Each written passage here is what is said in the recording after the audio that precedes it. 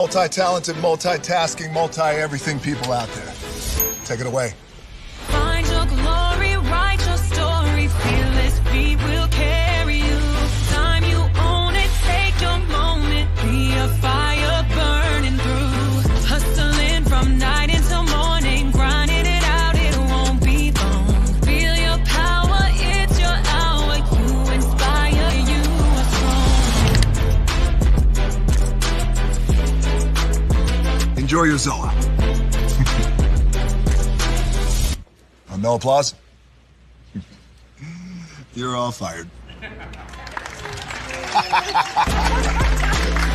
Now that you've reached the stage in your life where quality television is important, Nubian TV is a black network that speaks to your lifestyle.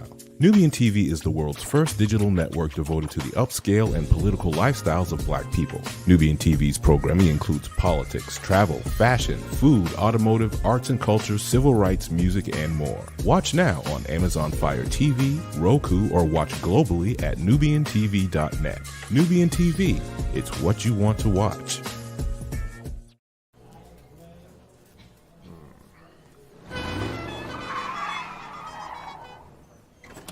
Come with me if you want to live a more delicious life.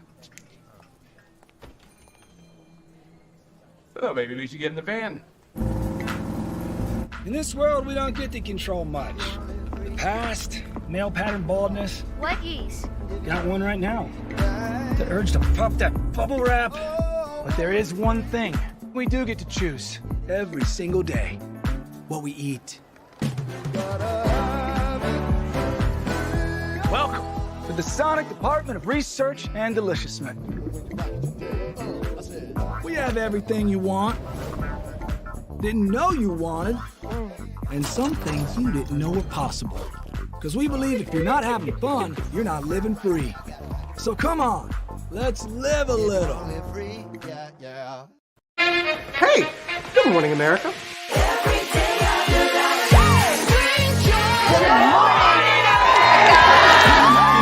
Good morning, America. Good morning, America. Good morning, America.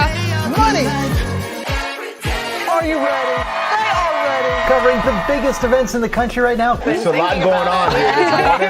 It's always a good time. That's what the show's about. That's good. Really good. Very good. Coming in hot, Jimmy, coming in hot. It's far from elementary. Good morning, America. I'm not gonna try to strut like Michael or anything. I have known George a long, long time. Have you ever gotten him to dance?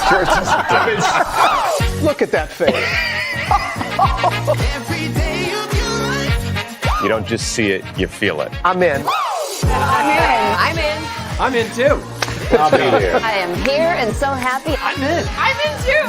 I'm in. That tells you something when Snoop Dogg's in. Michael, George, Lara, Ginger. Caesar. Just look at him. Politician. General. Author. Ruler. Man.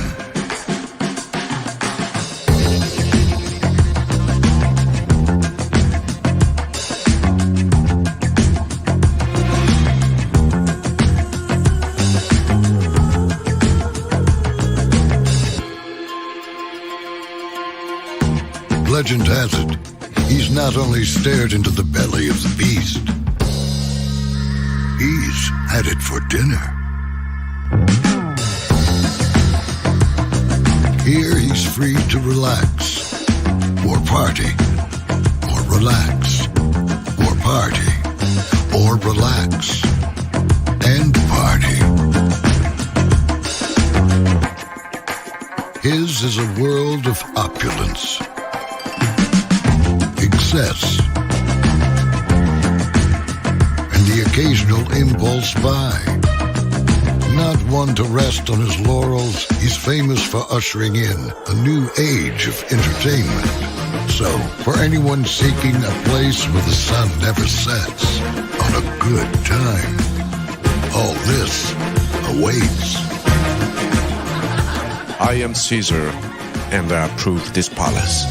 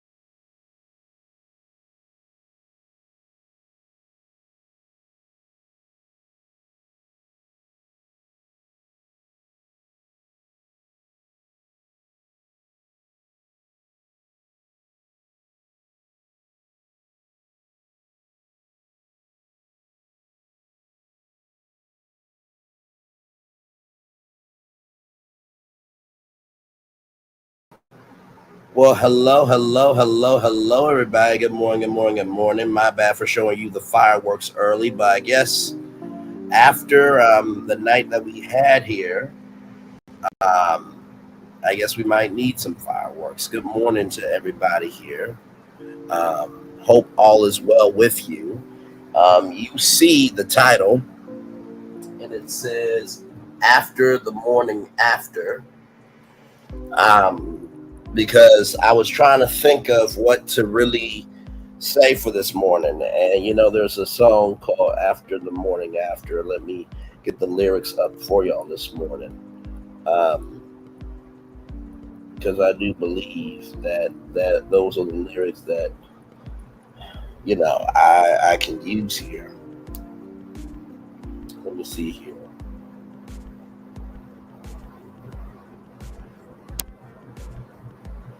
Let's see. So y'all didn't come on right away here. After the morning after the night before.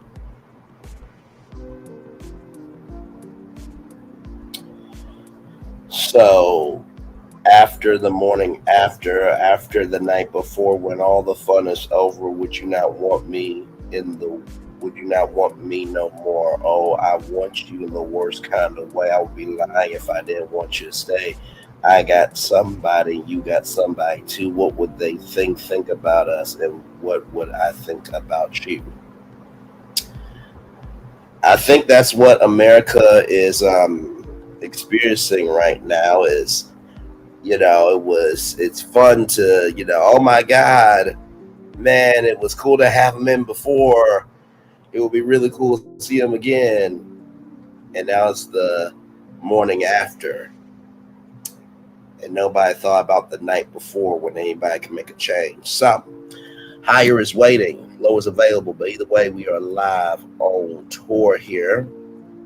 Take down this iconic intro. Good morning, everybody. I hope all is well. I know that this morning you're waking up in a different America than you hoped for. I did see some comments on the Jasmine brand this morning. One commenter said, and I quote, that they voted for 45 over economic policy. And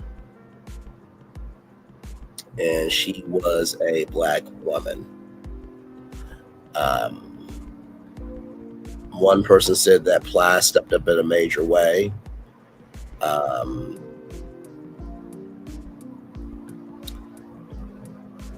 It's a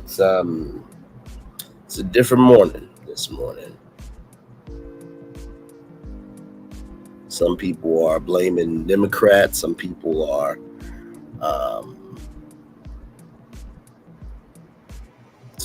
saying Black women didn't do anything. It says here, what makes me sick was reading a Black man post I didn't vote for because she has a white husband. That is straight up ignorance, stupid ignorance.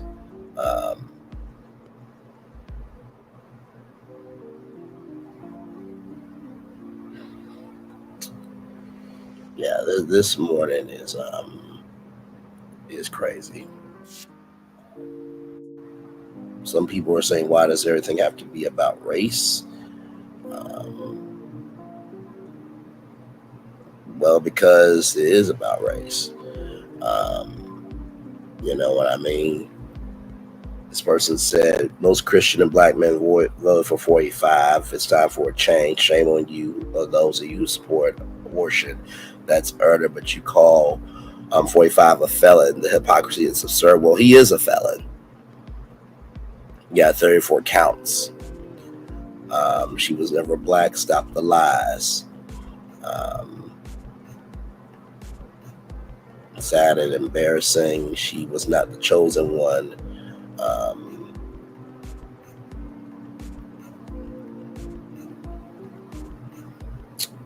So yeah, this is hitting the country very, very hard.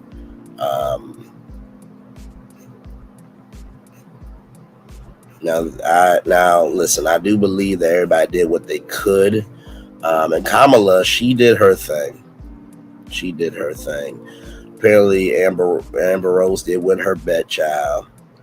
But the thing is with Amber Rose, though, the thing with Amber Rose is that she's going to have to now deal with the ramifications, because that means her body as well. If she wants to have another child, that means she won't be able to have freedom of choice. The Latinos did vote for 45, even though he is going to kick them out, which I don't know why you would vote somebody that would kick out your culture. That's neither here nor there. So as we look at the map here, so Wisconsin was called last night here.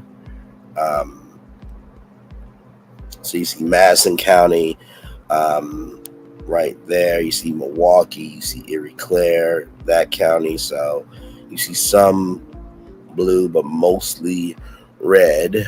Green Bay, home of the Green Bay Packers there. And then, Michigan has not been called as of yet, but as you can see, 98% reporting.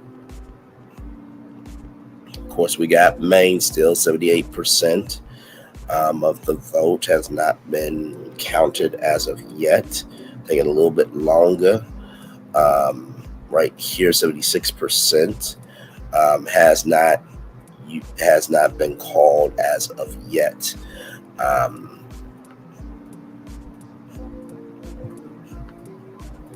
Arizona, 61% there.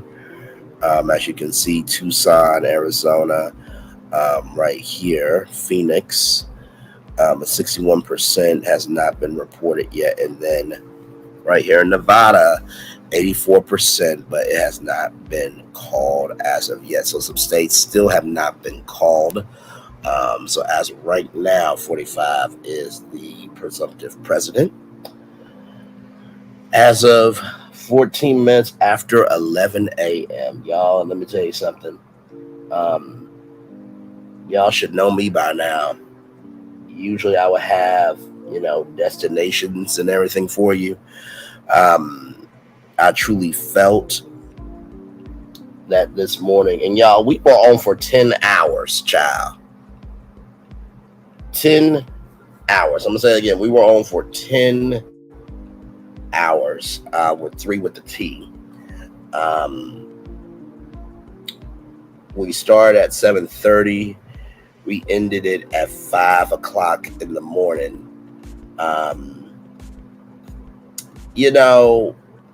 think it's okay to be human this morning, y'all. Yeah, I am a little sad. I think that I think there were some people that voted for a hope and didn't vote for the possibility of what can be. Because guess what? We're not getting stimulus checks.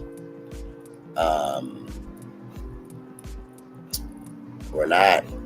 We're not getting stimulus checks, y'all. So if you voted for that, if you voted for economic prosperity, unless you are in that tax bracket, you are going to be left behind.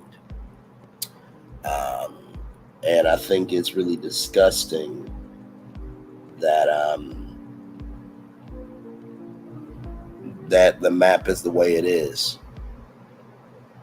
So, I remember I was on Kicking It with Courtney's chat this morning, and, Simone Whitley said, listen, when the people are upset, they want to, do marches and stuff, get somebody else to do it. And that's how I feel about it. Get somebody else to do it.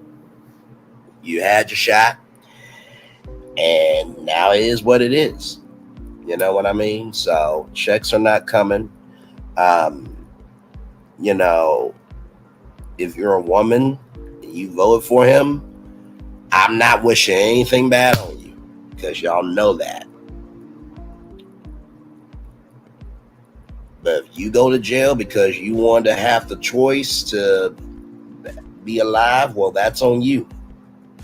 And I know that sounds rough as fuck to say, but you chose it. I don't know what you want me to do. And y'all do know police were utilized for slaves, right? I told you about societal slavery a long time ago. Know your role, stay in your place, and shut up. Societal slavery is real, y'all. And of course, many, many more other things will happen. Listen, she did put up a good fight. I did get some sleep, child. I was up this morning at 10:40 this morning. That's how knocked out I was. By the way, I also want to shout out Sassy TV from the 803 and Lil Paulette and the gang, who did a great motherfucking job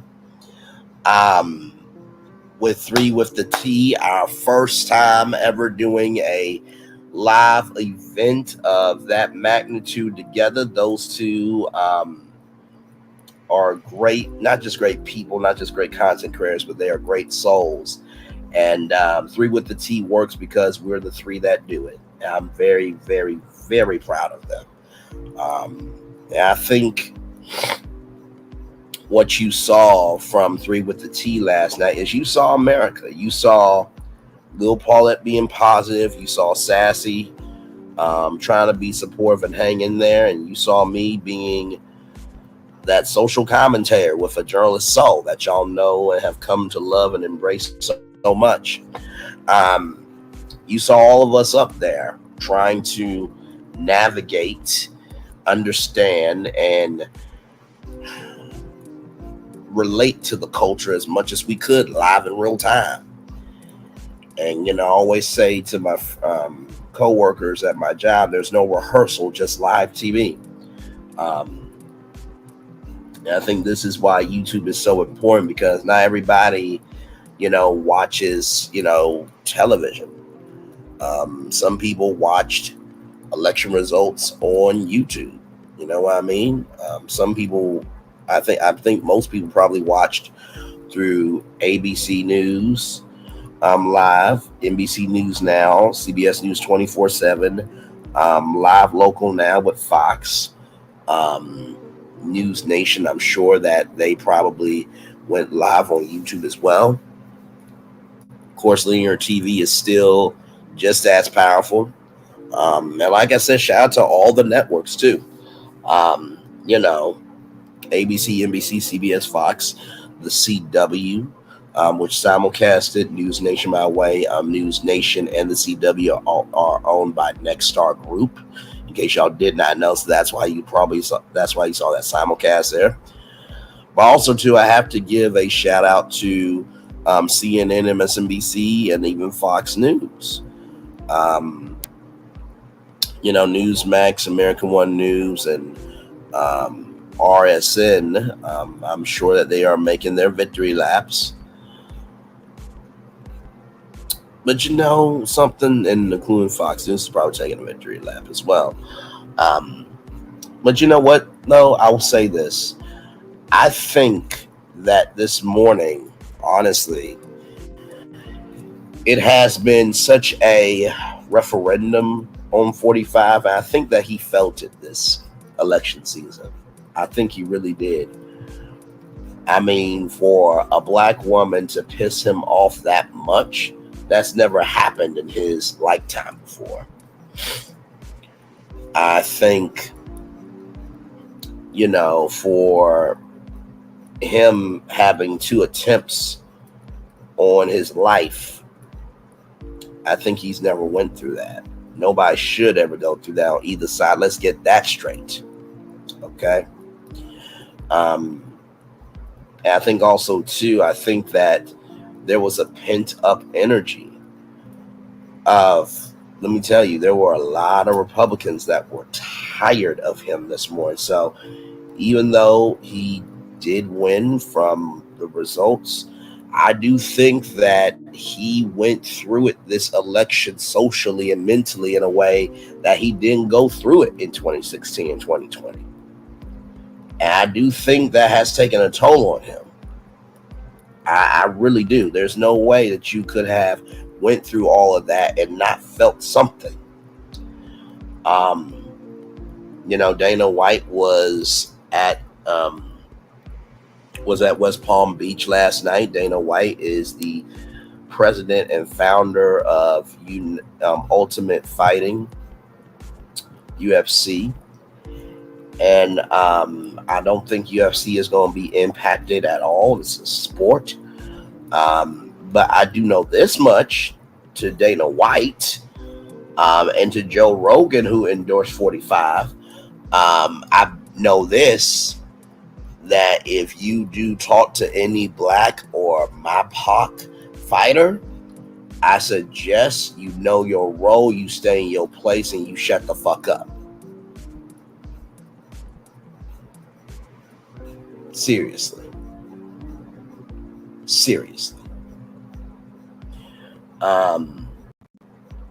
Like I said, I don't think UFC will be affected or impacted at all. But there are black fighters, and there are MIPOC fighters, and there are black fans and MIPOC fans in UFC. So I don't think UFC will be hit financially, because there are venture capitalists and other groups that invest in UFC. But I do believe that can take a social hit.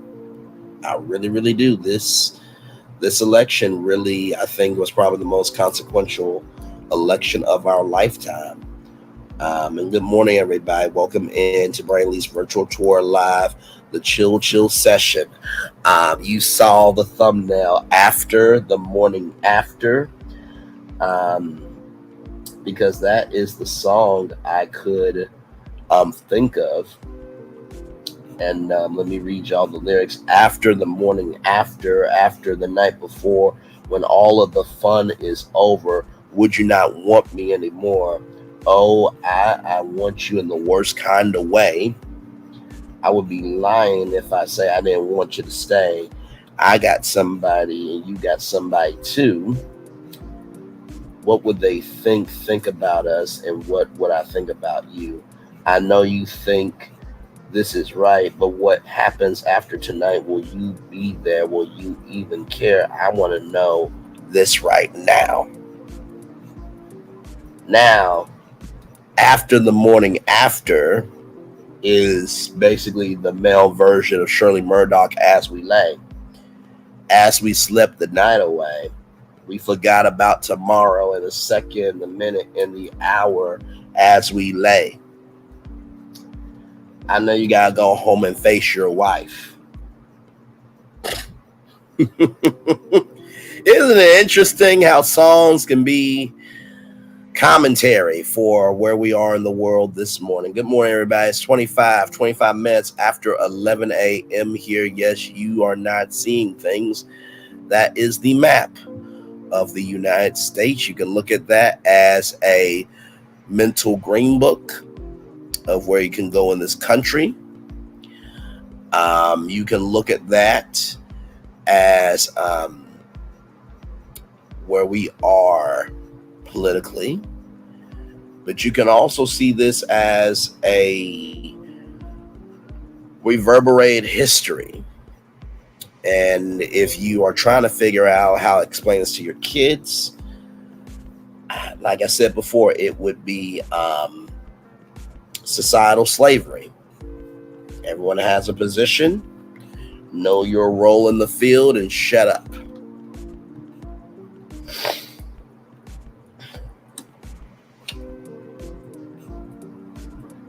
So, the race was neck and neck. How did he just run away with it in his diapers? Well, he did win Florida. He won Pennsylvania. But we knew Florida was going to be Florida because of Ron the dumbass. And PA, PA has flipped blue before. but it flipped red. So there was some key battleground states, and then of course Georgia. Georgia turned red as well. So there were a couple of key battleground states that were won. Good morning, network specialist. Good to see you. I was so sad. I knew at 5:36 a.m. when I woke up, I was like, oh no, damn, yeah. There were a lot of people this morning. And you know, I'll say this, y'all. I will say this.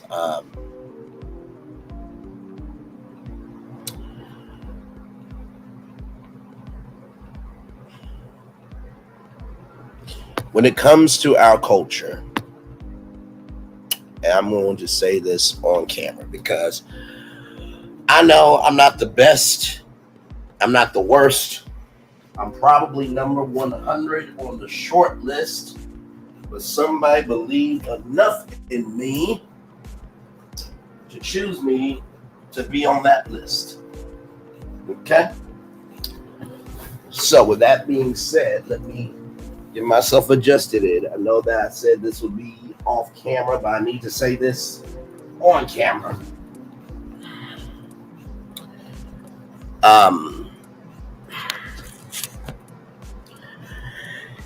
If there is a black person who voted for 45, if you are a black woman, you vote for 45. If you're a black man, you vote for 45. If you are a black young person, you vote for 45. I hope you understand that while it was your right, you have to also deal with the weight of your right. But also, I don't hate my people.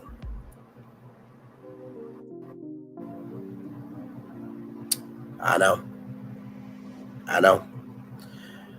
what you're thinking. You're like, Braylon, why are you saying this right now? Because right now, bringing trouble, strife, and hate to the valley is not going to help anybody. So calling every black woman a itch, 304, or this, that, and the third is not going to help anybody. And God forbid if I go the fuck off, because we all know that my mouth can go from NC-17 to rated R. And by the time I get to rated R, I don't give a flying fuck who you are. But that's not going to be helpful right now to the black women that voted for 45. Because guess what? If they try to have a child, guess what? At this point, the black maternity rates will make you livid enough.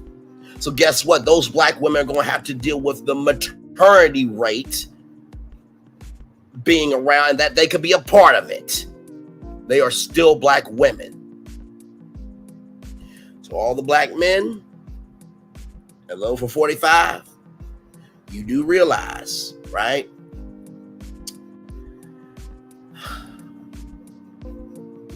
That George Floyd, Trayvon Martin, and many others who are not here anymore, they are all handled, and I say that loosely, by white cops. And also, black men, come here. Just because black people on the force don't mean shit. And that means black women too, since we want to keep it 100. Y'all gotta deal with that. But guess what? Some of y'all black fathers, some of y'all black grandpas, some of y'all black uncles and cousins and nephews, some of y'all are bonus men, some of y'all are bonus women, and you guys still deal with the ramifications. So all the young people, all the black young people that are going to colleges, you're just starting your life. But I want you to know something, though. The decision you made, and I said this last night, it's almost like, your parents gave you advice on what not to do. And you went out there anyway, you come back and you say, Mama, Dad, why am I in this situation? Well, baby, you didn't have to be in it. You chose to be in it. We told you what to do and you chose otherwise. That's what I have to say to all the young people. But I say those things because there are some black kids and MyPOC kids, and also people with disabilities, LGBTQIA+, and others, that they don't want to go to work today, they don't want to go to school today, they don't want to even be out in the world today, because they don't know if their existence is going to be a crime because of a fucking vote. And so I'm saying I don't hate my black people, because there are black kids that are probably afraid to walk into, were afraid to walk into school at 7 o'clock, 8 o'clock this morning, not knowing how they're going to be able to deal with sitting in a classroom. It's already one thing to sit in a classroom alone as the only skin color in the room. Now you got to sit in a classroom, not as the only skin color in the room, but also you got to sit in the class as the only person that can only understand you soulfully.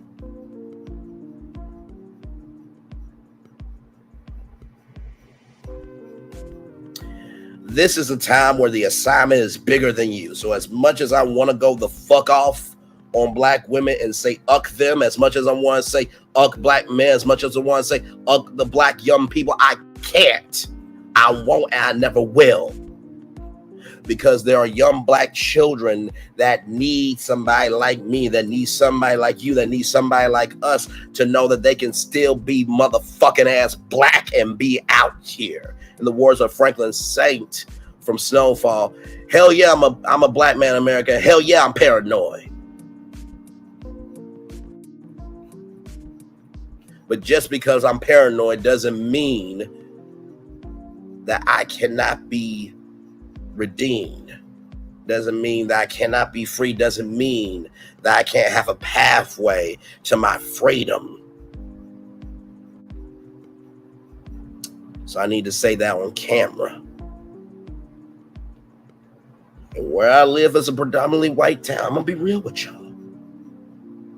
Glad I'm off today. Am I going to work tomorrow? They ask me how I'm doing.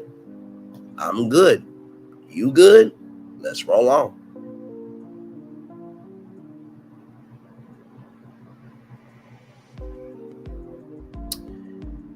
And believe you me, does it hurt to give love, grace, and space all the time? Oh, absolutely it does.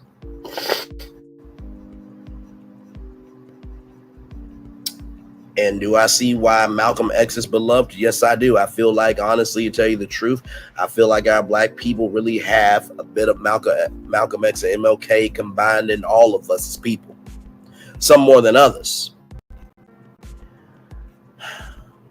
But I think it takes both energies to make our culture.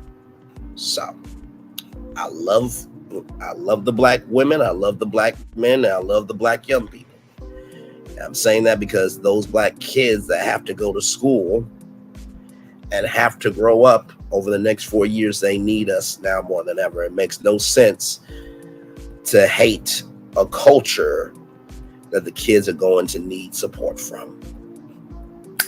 Back off camera. Well, good morning, everybody. Welcome in, and glad to have all of you here in the building. Hey, Miss Tina, good morning to you, Divine Virtuous Woman. Good morning to you. You know I will, Nikki News. You know I will, El Capitan. You know, Miss Tina, I will. Hey, Cheryl Rose, good to see you. Focus on yourself and your family. Just watch for what can affect you. Don't sit in this toxicity. We try, but we can get through this. I know, my friend, I know. I'm just reading the room right now. And y'all know that normally at 11 a.m., there will be some destination. There will be a roadmap with some destinations. But right now, this is the biggest destination that people are traveling to on social media. So y'all know we do deep dive lives. This is not a deep dive live. It may have the energy of a deep dive tour, but we are just reading the room and supporting the culture where it is right now at 36 minutes after 11 a.m. Hello, Sharon Godbolt. Good morning to you. And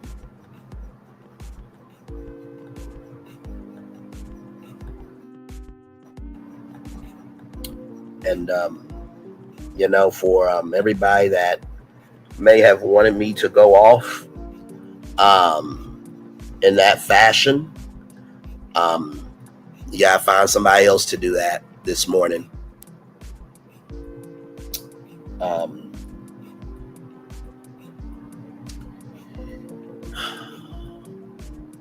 I thought a lot about this live this morning. Hey, Car, good morning to you.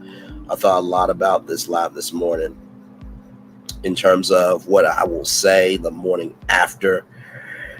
And I think the greatest thing about our channel, I know it's my channel. I know it says Braylon Lee's Virtual Tour. I know I'm Braylon Lee and this is my channel. But without y'all, there is no me. So I say it's our channel.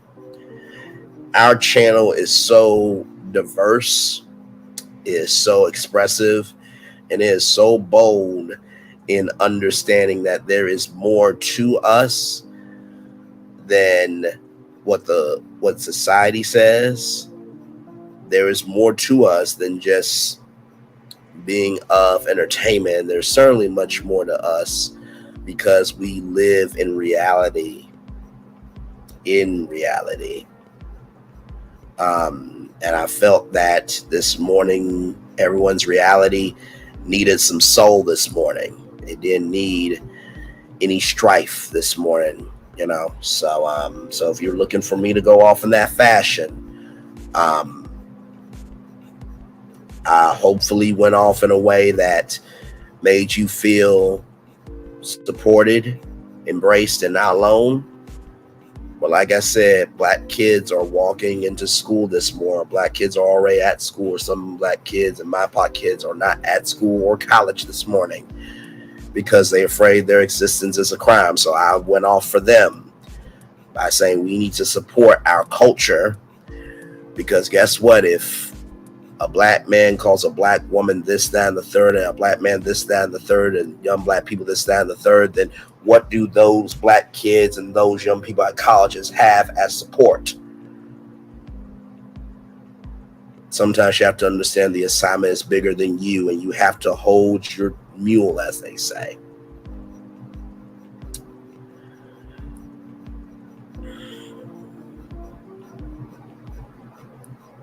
You have to rest. You have to rest in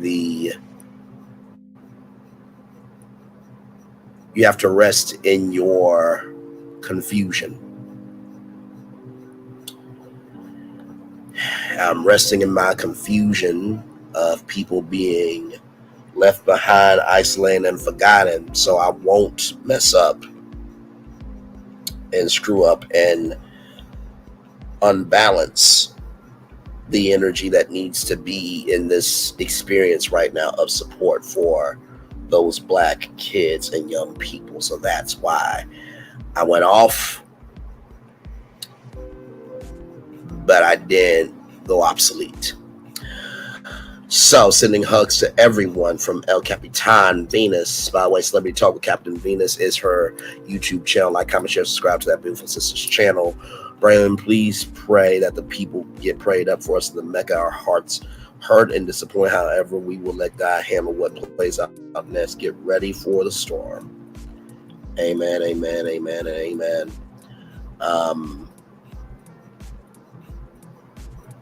All the work our people put in is now tarnished. I hope and pray for all now. Good morning. At Celebrity Talk with Captain Venus. Chris Ty says the children will need a whole lot once the GOP shuts down the Department of Education. Yes, he did say that he would shut that down.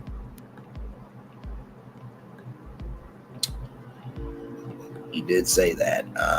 Hello, beautiful Terry. CV Hart for sure to Captain Venus there. I'll move to NE. I'll do the cold weather. Good Lord Jesus this morning. Braylon with the smile emoji, kiss emoji, praying hands emoji, and heart emoji. I'm going to assume, Divine, that you received my message that I just shared. So thank you very much for that. Jacqueline, good morning to you. PNG Ross, good morning to you. IPV ADDT with the crying emoji there. I feel you. Good morning, Jacqueline Hedepesh. I think it's funny that basically the original 13 colonies are blue. That is a powerful statement, isn't it?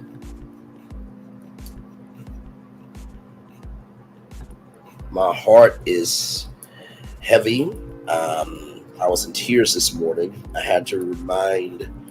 husband had to remind me, guys, still control. We have to continue to pray. Absolutely. And for, PN2 Ross and to Captain Venus, to T-Talk with your girl and Terry Baby and Divine Virtuous Woman Cheryl Rhodes, and to all of you in the bushes, Nikki News or Narcissism, and to everybody in between in this sector that knows me. I think that this is a side of Braylon that, you might not have seen before. I know that a lot of times when we meet live on tour, or when I meet you at your channel, usually we are in a very heated moment within a experience of emotionality. But I do hope that this morning, that for everybody that's watching in the bushes and for everybody that knows me, I hope that what I said this morning, you really feel what I'm saying. You really embrace what I'm saying, and you understand that this is no games, no issues, no giggles for me. Like I said, I may not be the most known messenger, but I take what I do very seriously. And so I hope that that message goes to show everybody, including, everybody that I mentioned here, that that Braylon doesn't always go off. Braylon is a lot of things. Sometimes he brings trouble to the valley before he brings peace. Sometimes he brings peace after there's been trouble. I think this morning I need to bring a trouble in the valley of understanding that the only way we will be in a Grand Canyon of hate is if we create that canyon of hate with our own people. So for everybody who says Braylon is this, that, and the third, I hope you take a good look at this live and see that for everything that you have said about me, that you also take this live into account as well.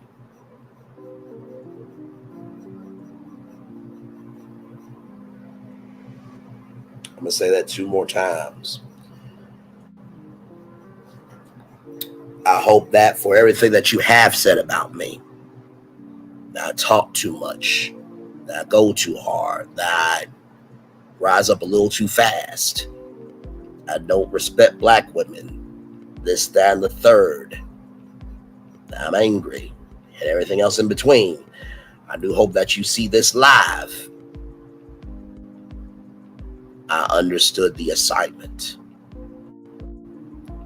I hope you take this live into account too, that I understood the assignment. Trouble was not needed this morning in the valley. Peace is needed in the valley. Like I said, I know some of y'all gonna be like, Braylon, nobody asked you to bring peace. We wouldn't even choose you.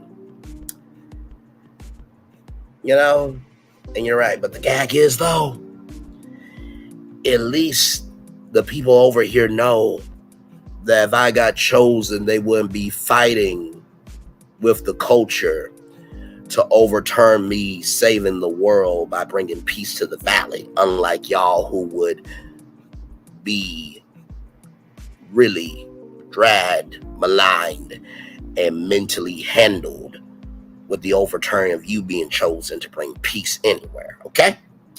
Back off camera. Pat Dyer, good morning to you, my friend. Good to see you.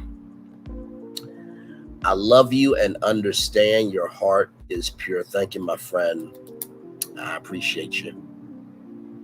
I appreciate you. I really, really do appreciate you. Love the name El Capitan Venus. Pat Dyer. Good morning, Pat Dyer. Facts. It's sad, but we still have our power. Let's hold on to our money and support each other. Hello, gorgeous Nicola Largy. I hope, because everyone will need for sure. Thank you for your words. It's no problem. I'm going to drop the link.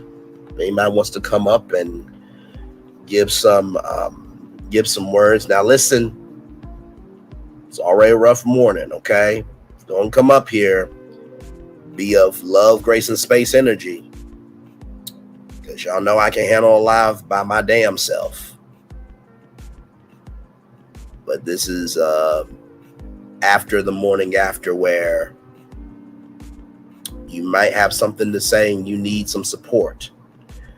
And so that's what we're here to do.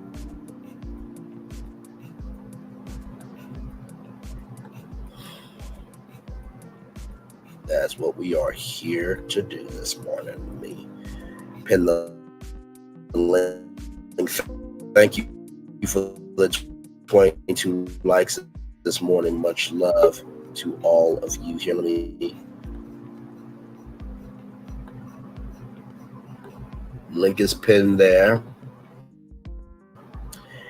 Hey, beautiful sister. How are you?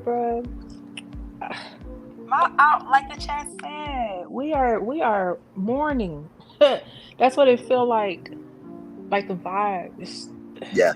I'm just so disappointed, Bray. I'm so disappointed. Yeah, especially as a woman. I know, And beautiful. I most know. importantly, reproductive rights, because I feel like it is our choice to decide what we do for our bodies, but more importantly, this also affects medical issues as well. Absolutely. And that is what's scary. And you have talked about this several times, Bray. The Black mortality rate is high. And most of the time that comes in ectopic pregnancies, which you have to abort. Like, you cannot carry that baby full of term. And that's something your body does on its own. So, and I have seen several times where people have either heard them passing away or suffering, extensive, now life-threatening consequences because they were having issues, and unfortunately, depending on what state you're in, but now I think it's the whole country now, right? They couldn't get the help that they need, and maybe they, lost their lives. Yes. That's scary, right? I'm a woman, even though I'm on birth control. I be joking with my husband, but I don't want no more kids. But God forbid something happens where my health became at jeopardy and I can't terminate the pregnancy and I die. How is that fair to the world? Yeah, I mean, they were even trying to get rid of birth control as well. They're trying to neutralize it any way that they can. And, Captain Venus, I think you know this. I think all of you know this very, very well. And love you, Nikki News. I'll see you a little bit later, my friend. Love you as always. And to my state of Arkansas, although y'all get on my motherfucking ass nerves, I still love y'all. Because when I was down there, I was on the state fairgrounds with the first African American woman who was the how can I put this? The first female and the first African American woman and African American who is general manager over the fairgrounds. So like I said, even though I cannot stand y'all, my state is still great. Even though I can't stand Ohio, Even though we have a king that brought home a whole championship and promised it to the world when there was a 99.9% chance of it not happening. Oh, here we go. Here No, we go. Y'all need to let it go. I'm about to land it. I'm about to land it, Captain Vince, because no, seriously, I think this will relate to your state and relate to every state. While we may not like where we are, there is still good in every state. And trying to focus on the good right now is what needs to be done. And I appreciate you always not just looking out for me, not just investing in me, but being out loud about me as you are behind the scenes, because I know that as a black man, I have no right to talk about any black woman issues. I don't have to have any destinations on the roadmap to be about black women. Mm-hmm. But I will tell you this. I believe that if said person started to do hot topics about black women, I bet you they would mentally flame his ass all over YouTube before they would ever me. Mm-hmm. And so I can rest in the fact that although I'm not a black woman, at least I have the support of black women, because they understand I am not their voice, but at least they know I understand the platform and that I do what I can as an ally, but allow them to be all of them and not dictate who they are just to tear down because I am broken. So I thank you for recognizing my activism in that, as you often do. Yeah, y'all know me. If I'm gonna love you in the dark, I'm gonna love you in the light. Like, ain't no, oh, I'm around this person now. All of it. No, I tell y'all every morning I gotta be in Bray chat. That's when I work. That he gonna slow me down. Okay, I don't care who going live. If it's 10 o'clock my time, I see Braylon live. I'm getting in here, and I'm gonna be with you. But yeah, we recognize Bray. We love you. You got it.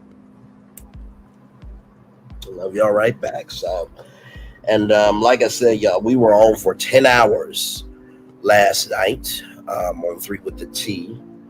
I said to my good friend Bishop that, I wish it was decided in one night, but wish it was decided in one night in the way that we wish it would have went. And I think I got off at 5 o'clock in the morning. And as I was waking up at 10:40, I'm like, you don't have time to make destinations.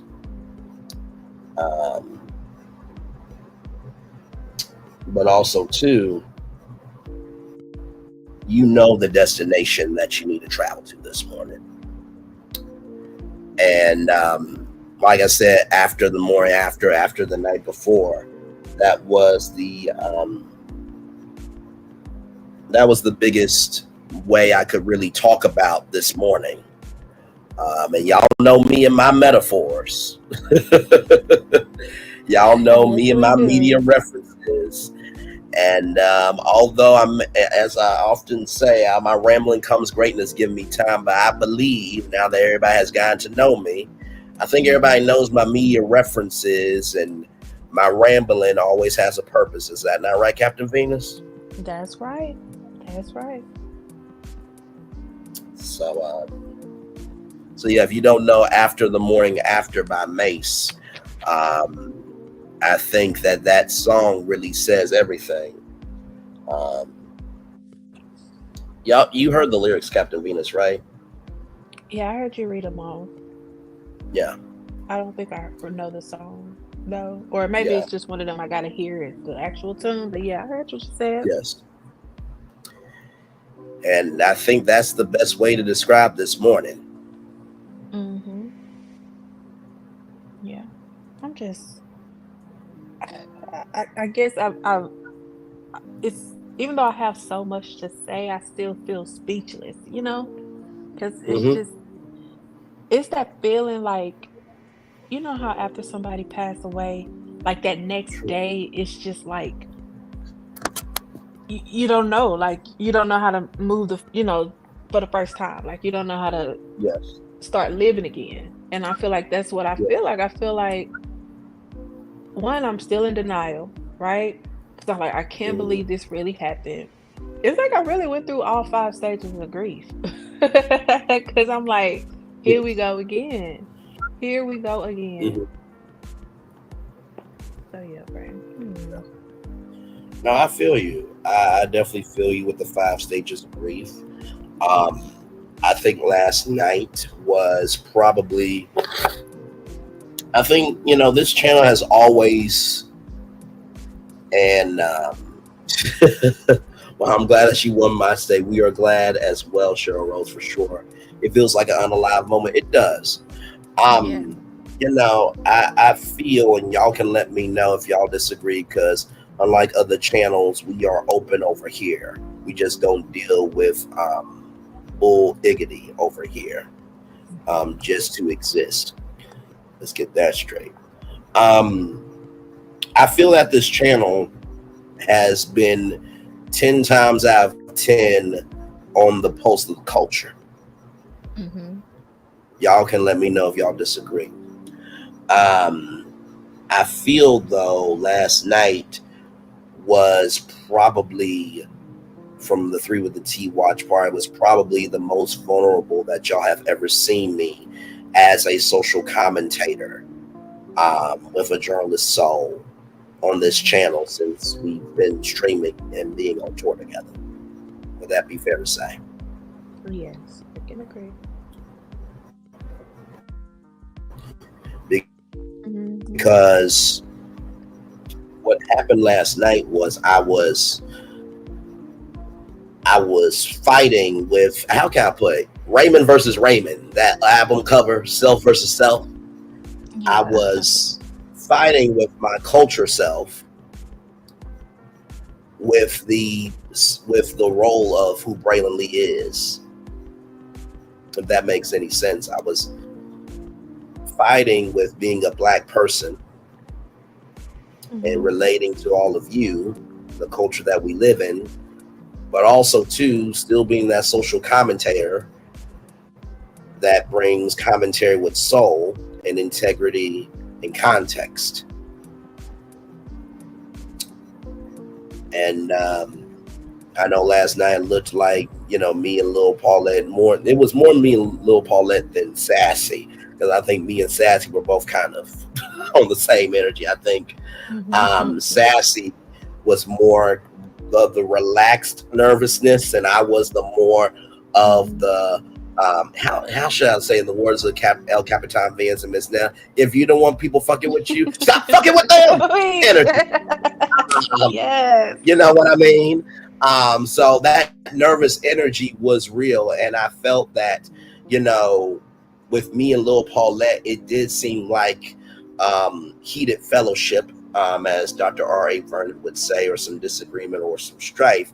But what I believe is that you saw balanced emotionality.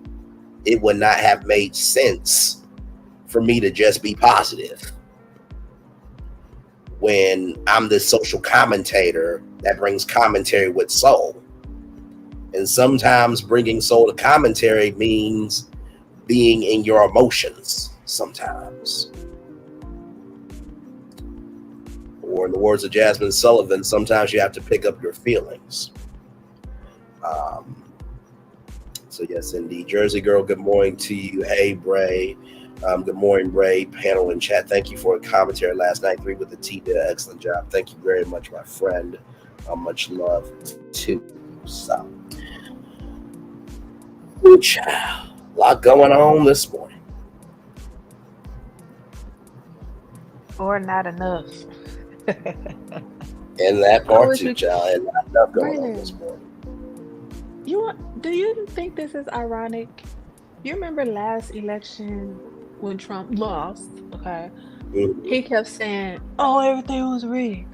Oh, it's fake. They doing this. It's doing." It was every reason why he didn't win. So now all of a sudden, this was a perfect no nothing. Come on now.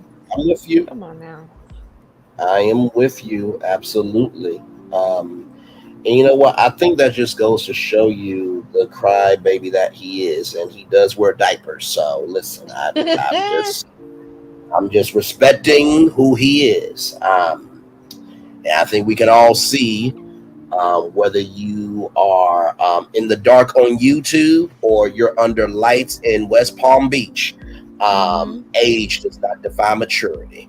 And I think you can read between the lines of exactly what I said. Okay. You know I don't miss Captain Bench. You know that, right? I ain't seen you miss yet.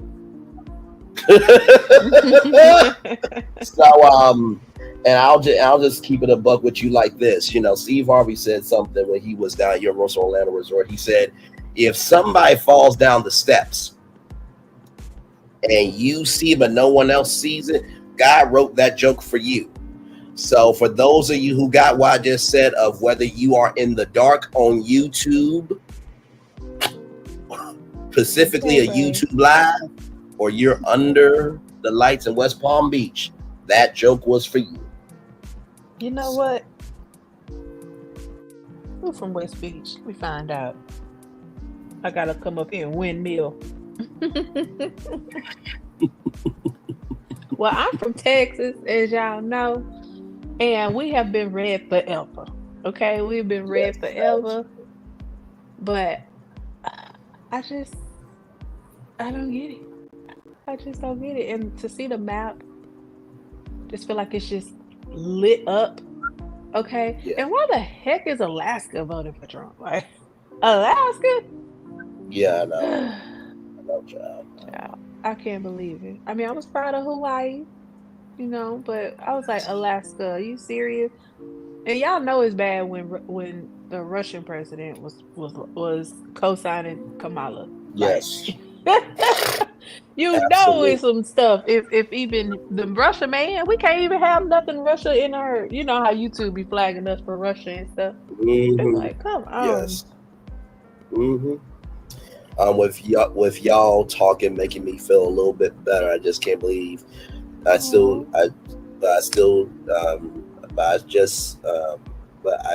just can't believe this. I'm still trying to wrap my mind around this villain thing and what in the world happened. And the virtuous woman saying she got it, bro. Well, thank you for getting it, child. Because yeah, we gotta find some laughter in the midst of all this, child. Yes. So, you know. Yes. But you know what? I think Michael Jackson said it best. It doesn't matter if you're black or white. Come on now. I think there's another song too that he sung called "All I Want to Say Is They Don't Really Care About Us." Come on now. And tell us that it's human nature. Why? Listen. Why do they treat us this way? Come on. I'm just devastated. God both says, yes, we feel you, my friend. We feel you. If you wonder what's going on, everybody, it is after the morning after and after the night before, when all the fun is over. Would you want me anymore? That's where we are right now. As you see the map, 277 electoral votes for 45, 244 for Kamala Harris. Up here with me is the beautiful, talented, and a gift to all, El Capitan Venus. Much love to her. And I truly do mean that. And I'm Braylon Lee up here with all of you. We are live on tour this morning because this is the biggest destination everyone's traveling to the morning after. You know, and listen, I know I said what I said last night of that there are some people that are one-trick ponies and that, you know, they are only going to cover the election to be relevant, but not because they have a compass being bigger than anything else. And I know that that is probably going to offend some people, but guess what? If it's not true, continue on your square. But if it is true, may I suggest to you, I'm going to say on camera, may I suggest to you, maybe that says a lot about your focus and maybe not my words. Because if you're upset about the message and the messenger who said it, maybe it's because that messenger who said that message is doing the thing that you ain't doing your damn self. Back off. Okay, you better connect them dots then. Connect them. Because I said yesterday, Captain Venus, this is what I literally said yesterday. Because I was just done. I'm like, you know what? I know the subject is going to be what it is, but I said, good morning, everybody. I hope all is well with y'all. Listen, I know that y'all love and Mary Huntsville, but could we please today vote? Because that show is going to stay ratchet. I don't want to ratchet 4 years, okay? Focus on something actually important today. What, somebody's birthday? Anybody birthday in the chat? Is that what we switching the conversation? That's happy news. Yes. I'm just kidding. We can get into some topics. I just wanted to at least, acknowledge the destination this morning. So I did find some topics on the Jasmine brand if y'all want to go through and just have a little bit of fun with me here. So in case y'all did not know, I saw this and wanted y'all to at least know this because there are other things happening in the world, but we want to at least and y'all know we are very what do I always say? What do I always say? My coworkers, there's no rehearsal, just live TV. So we have spent at least one good full hour on this destination. So I do not want to hear, well, y'all going to hot topics now. This is our tour. Okay? Whoever say something to let me know. Let me know, right? But before you get started, I just want to say I love you, and I'm gonna drop down so I can listen. All right. But yeah, I'm going back to the chat. All right, my friend. Love you as always. We will talk soon. If you need me, call me, beat me if you want to reach me. The words of Kim Possible. Love you. Talk soon. All right. Bye. Bye-bye. All right, y'all. Let's get to some topics here. And we are just going to be chilling out now because there are some other things in the world here. But we have at least spent one good full hour, 1 hour, 8 minutes and 53 seconds on that. So here we go here. Tito Jackson laid to rest in California. Members of the Jackson family gathered in Glendale earlier that day, November 5th, to lay Tito Jackson to rest. According to reports, the Jackson 5 member was buried at the Forest Lawn Memorial Park Cemetery, where his brother, pop star Michael Jackson, was entombed following his 2009 passing. Reports know that several of the Jacksons were in attendance, including Michael's children, Paris and Blanket, as well as his siblings, Marlon, LaToya. Jermaine Jackson's sons, Jafar and Jermaine, were also present. The former, Jafar, will star as Michael in the singer's upcoming biopic, which will be, I think, in October of 2025. It's supposed to be in April. But we cover that here on Virtual Tour Live, of course. At this time, Tito's cause of death has not been revealed. However, it's been reported that he suffered a heart attack shortly before his death while driving from New Mexico to Oklahoma. Tito is survived by his 3 sons, Taj, Terrell, and TJ, as well as his siblings, Jermaine, Randy, Marlon, and Jackie, his sisters, Janet, Rebe, LaToya, and his mother, Catherine. So rest in peace to Tito Jackson there, you know what I mean? And yeah.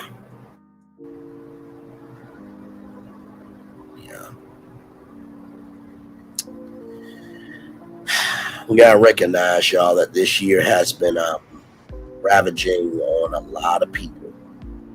And so we gotta give that love, grace, and space for everybody, because this year has been a hard one for sure. Appreciate you, El Capitan Venus. Keep doing great, as she will. Thank you for that, Divine Versus 1-0. Much love to you. Terry Baby. Hi, Terry Baby. Hi, Terry Babe and Divine Merchants Woman. Sheila Rhodes. Thanks so much for the encouragement. I will do that.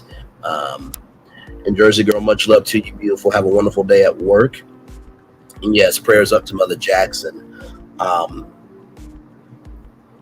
you know, I can only imagine what it is to be in a black family of that magnitude, like the Jacksons or the Braxtons, right?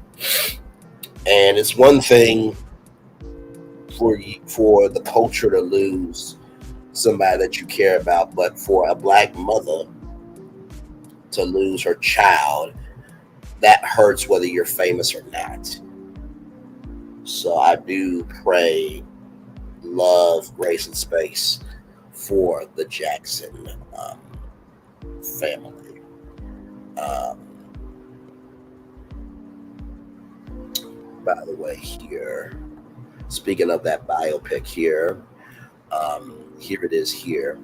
Right here, that the biopic will be available October 3rd, 2025. It was supposed to come out in April of that year. So the only person that has not been casted as of yet,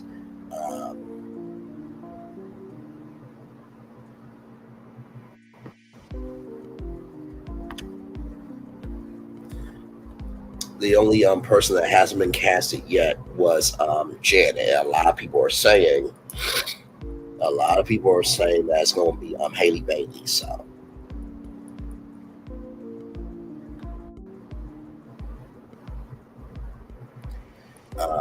you have that there. And some other news, another passing that happened. Prayers up to Prince's family. Tarika Nelson, the only full sibling. Oh my Lord Jesus! Wow. Woo. Okay, that's heavy. The only full sibling of music icon Prince passed away at 64 years old. Tayaka's son, President Nelson, confirmed her passing to the Star Tribune, saying that she passed away on Monday, November 4th, but did not disclose further details. Her cousin, Charles Chaz Smith, shared a heartfelt tribute on Facebook. Ryan, our family is very sad to share the news of my cousin, Taika Eve Nelson, who passed away this morning. Taika and Prince Rogers were the only children of John L. Nelson and Maddie Della Sean Baker, with 5 half-siblings who were involved in a legal dispute over Prince's estate after his passing in 2016. In May 2017, a ruling confirmed that Taika and her half-siblings will equally share Prince's assets following his tragic overdose. Taika was dedicated to preserving her brother's legacy, playing a crucial role in transforming Prince's recording studio concert venue, Paisley Park, into a museum honoring his life and artistry. She is survived by her sons, President and Sir, her sister Sharon and Noreen Nelson, and her brother Maury Baker. So rest in peace to Taika Nelson, who passed away at 64, the sister of Prince.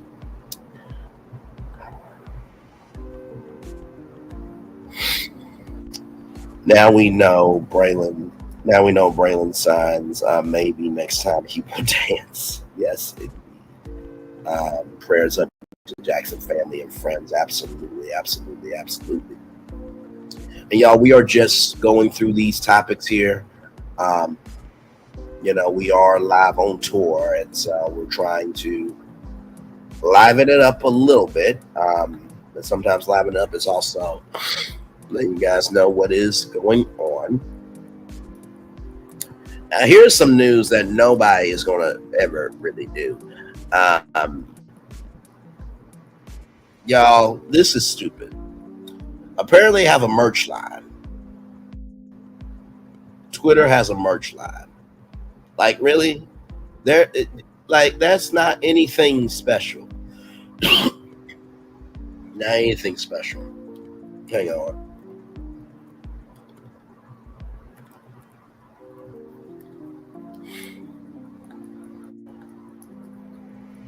Because I want to show y'all something real quick.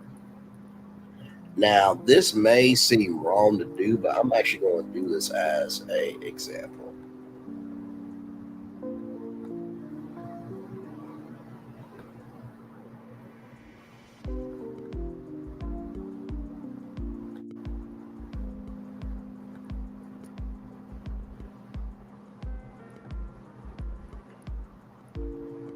me see here. My laptop won't work with me, and now it gets me here.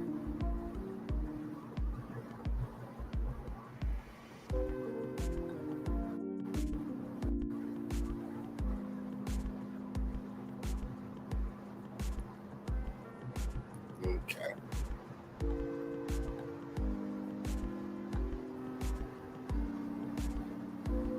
Start designing.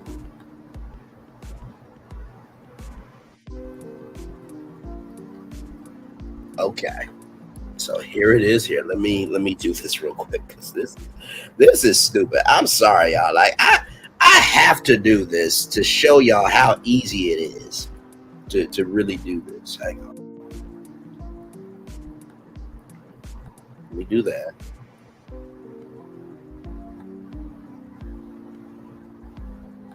Save image as. So what do we want the color to be? We want it to be black. And let me show you. I'm gonna show y'all in real time. I'm gonna show y'all in real time here. Let me upload.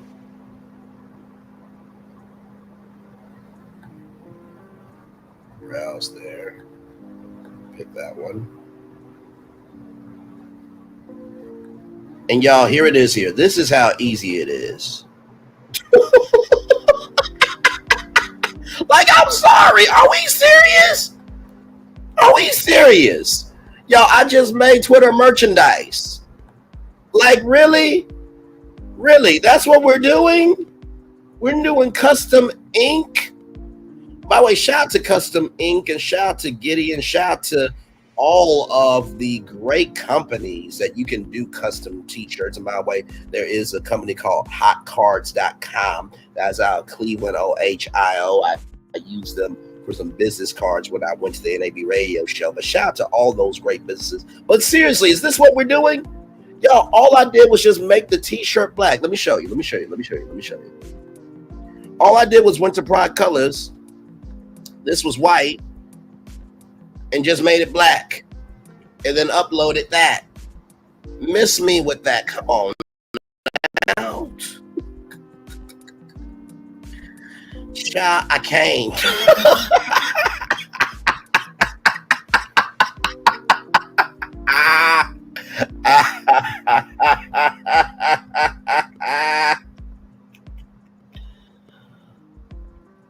I mean, Aries girl, listen. I listen. I think after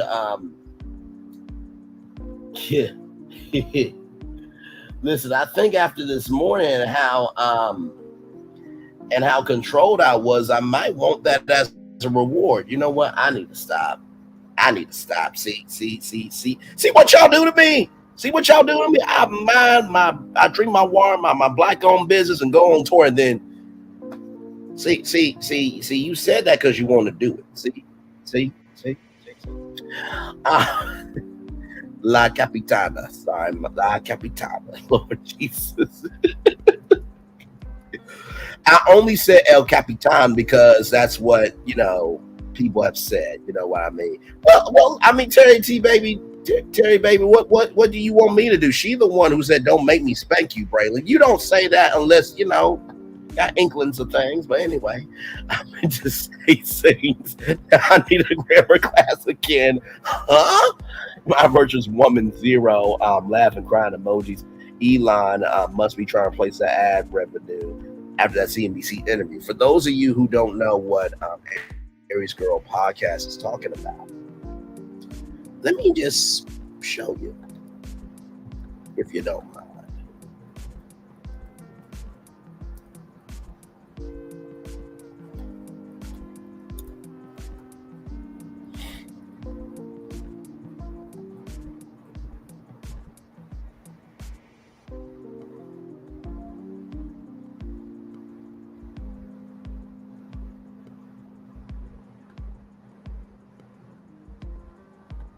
And drive our students' achievements with custom gear.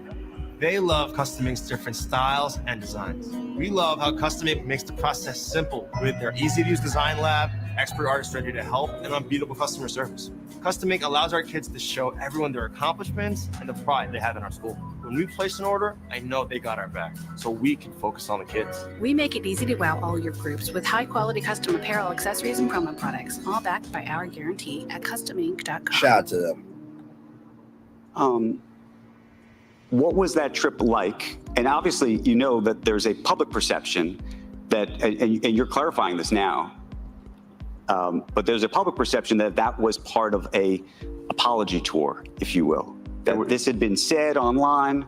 There was all of the criticism. There was advertisers leaving. We talked to Bob Iger today. I hope they stop. You hope? Don't advertise.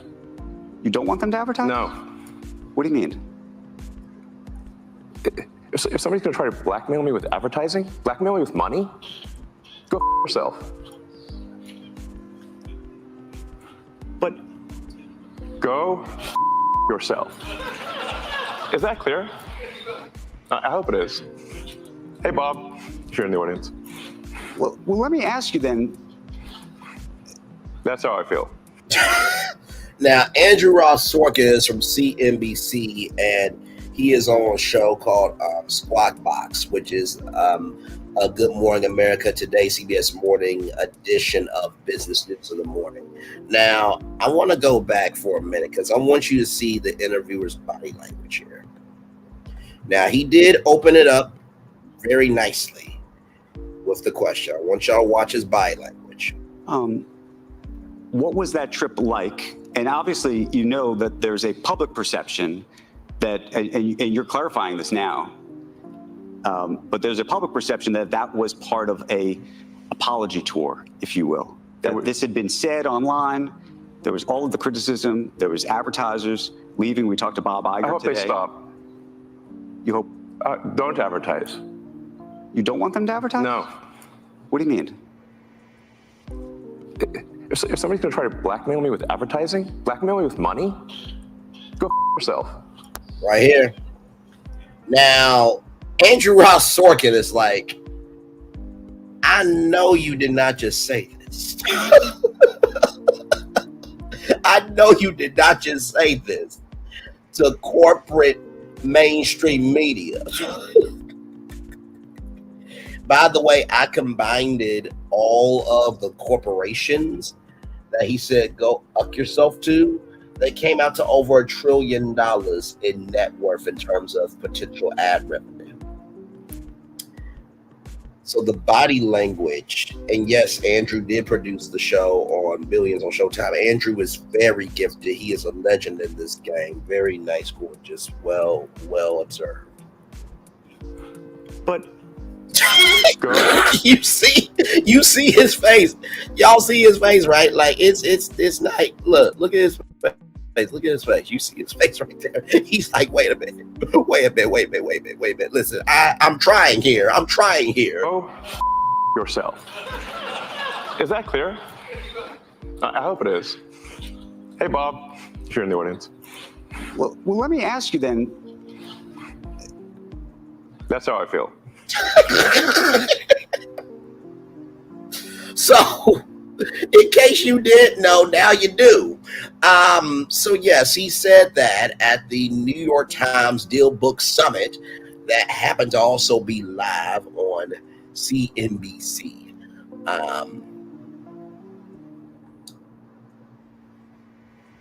So yeah.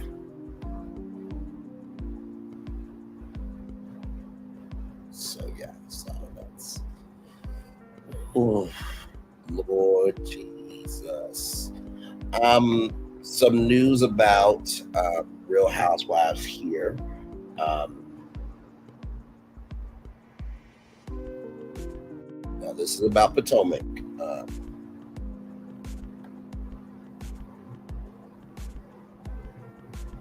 Here we go, y'all. Here we go.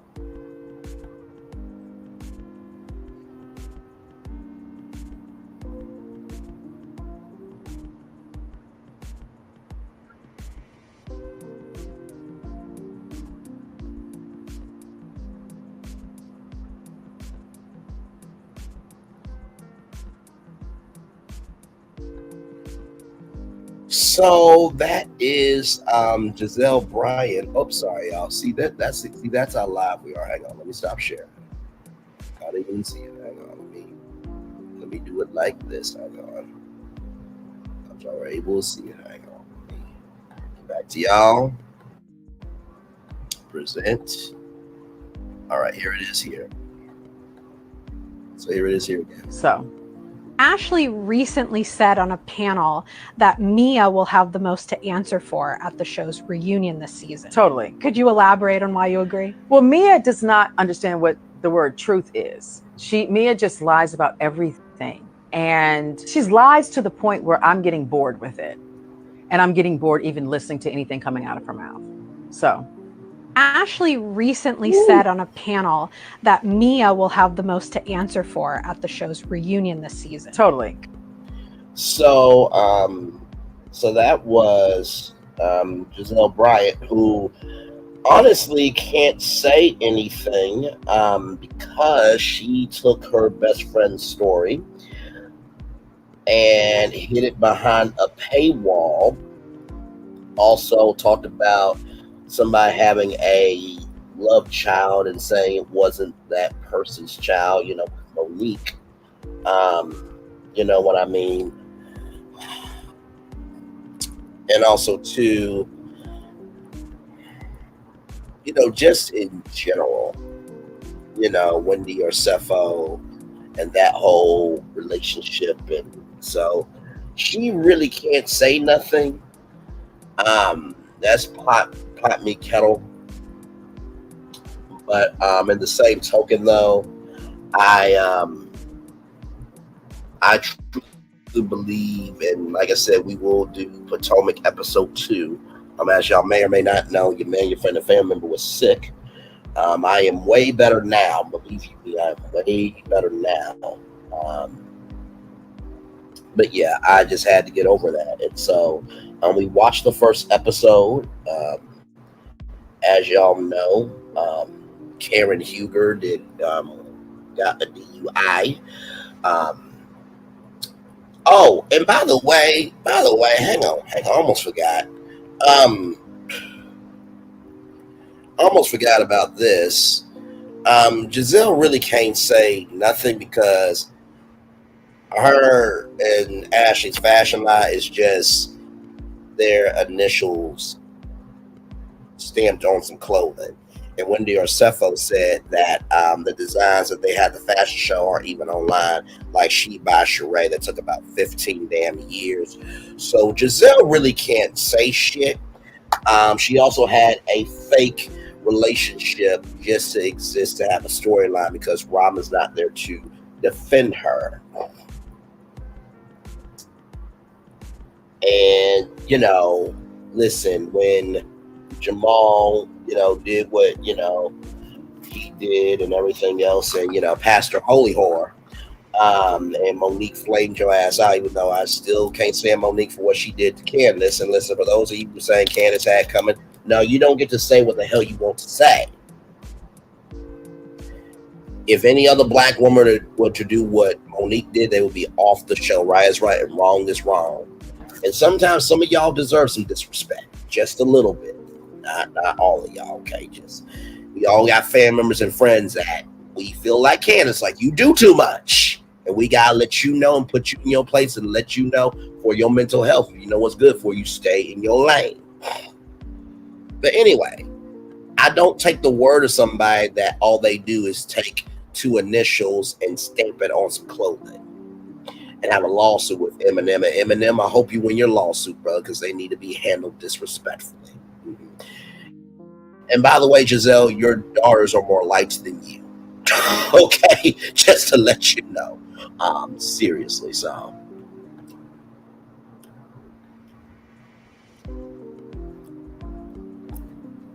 We talked about this last night here.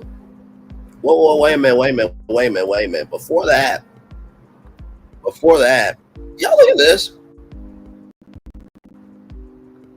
What in actual world is going on here? Let's listen.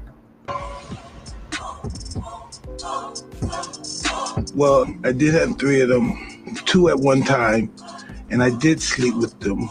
But that was a big mistake because they're very possessive and they start fighting each other because they want to get close to you and the other one's in the way. And then you wake up and these two big monsters are fighting and it's really crazy. And if they fought too, they kill the whole house. Plants die and everything. So I stopped really bringing them in the house and I bought another house for them.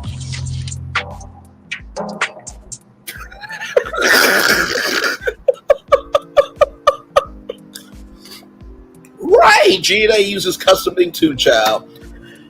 First of all, I have seen some pumas, right, that have been domesticated and stuff. Now, that doesn't happen all the time. But honestly, like, animals are animals for a reason, right?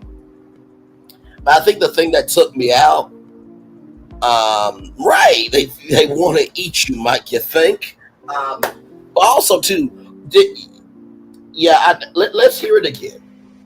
Because I think the thing that took me out was the fart. I think that's the thing that took me out was the fart. One more time. Well, I did have 3 of them, 2 at one time, and I did sleep with them. But that was a big mistake because they're very possessive and they start fighting each other because they want to get close to you and the other one's in the way. And then you wake up and these 2 big monsters are fighting and it's really crazy. And if they fought too, they kill the whole house. Plants die and everything. So I stopped really bringing them in the house and I bought another house for them.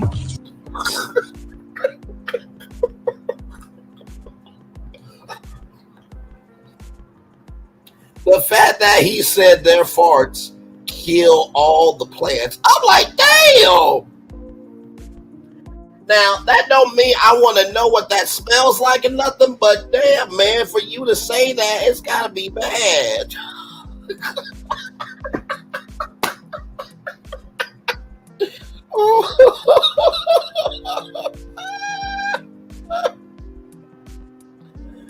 Well, y'all, speaking of farts that kills plants, sometimes someone's existence can kill a relationship. Exhibit A, here we go. And these are the stairs that I got married on before my ex-wife left me, August 2020. And this is the same house that I got the news while living in, that not only did she leave me, I got married on these stairs. She packed up all 50 boxes right here in the foyer with 6 or 7 of her friends, and she covered up the Ring camera with a COVID mask at the time. This was August 2020, and she left me.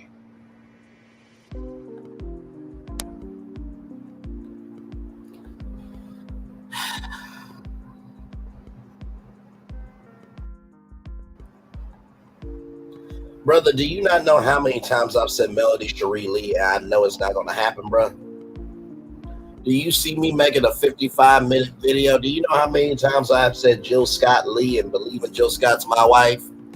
Have I made a 55-minute video on that? Do you not know how much I'm in love with Nzinga Amani, and which her name was Nzinga Lee? Have I made a 55-minute video over that? Dude! You are doing us a black... how can I put this? You're doing us black people bad, bro. Like, I still believe Sweet Lady is one of the most all-time classic songs in R&B. But, dude, you're making it hard to listen to that song. I mean, you have the Home Depot thing where, you didn't want to come in to pay, for your items and stuff like that. And Tyrese thought they were being racist, so he sued the Home Depot for $1 million. Then you got that whole controversy with the widow of Teddy Pendergrass, because Teddy Pendergrass allegedly said to you that you're the only one that could play him. Where I do believe Jamie Foxx won an Oscar for Ray. Okay? Just saying. And then there was a documentary where apparently some money didn't get paid, and so you were at a concert. You know what? Let me pull it up because I remember we talked about on Checking with the King. I remember that very well. Hang on. Let me go live.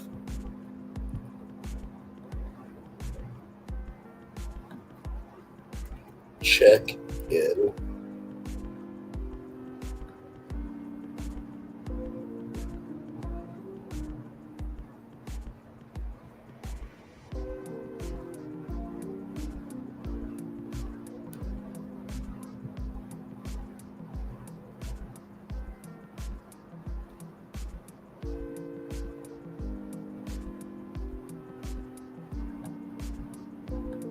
All right, here we go here. Take no responsibility at all, so let's just roll on. So we talked about that. Now, this next topic, Carlos, I just want to talk about this here because apparently Tyrese Gibson bails on a Georgia concert after someone tries to serve him. So there is a lawsuit out for $10 million from Brian Barber. Basically, Tyrese claimed that the filmmaker was holding hostage footage that was never released. Apparently, something Barber felt damaged his reputation. Now he's trying to take it to court. So I want you to watch this clip, and then we'll talk about it. Okay?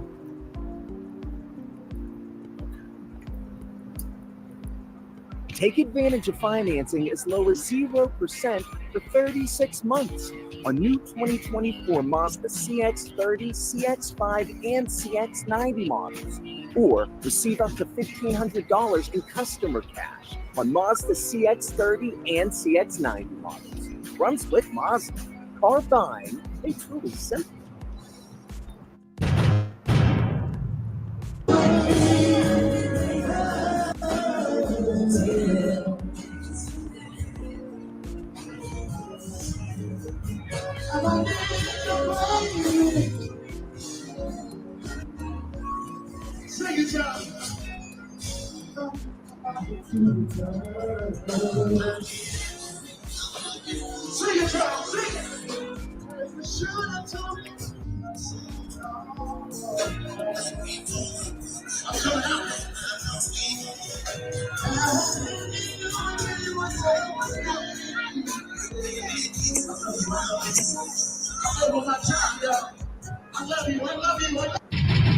So, Carlos, what did you think of that?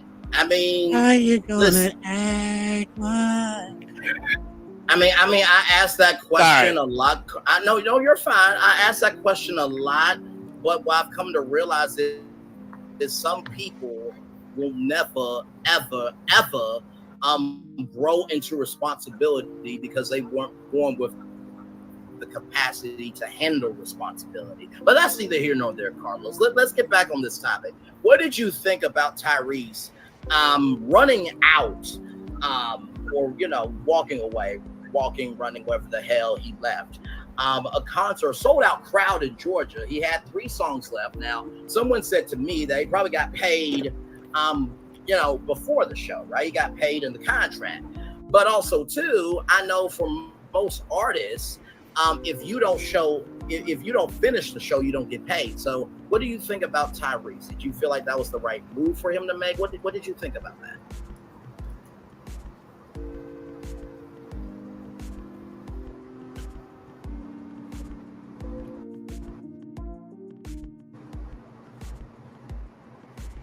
Carlos?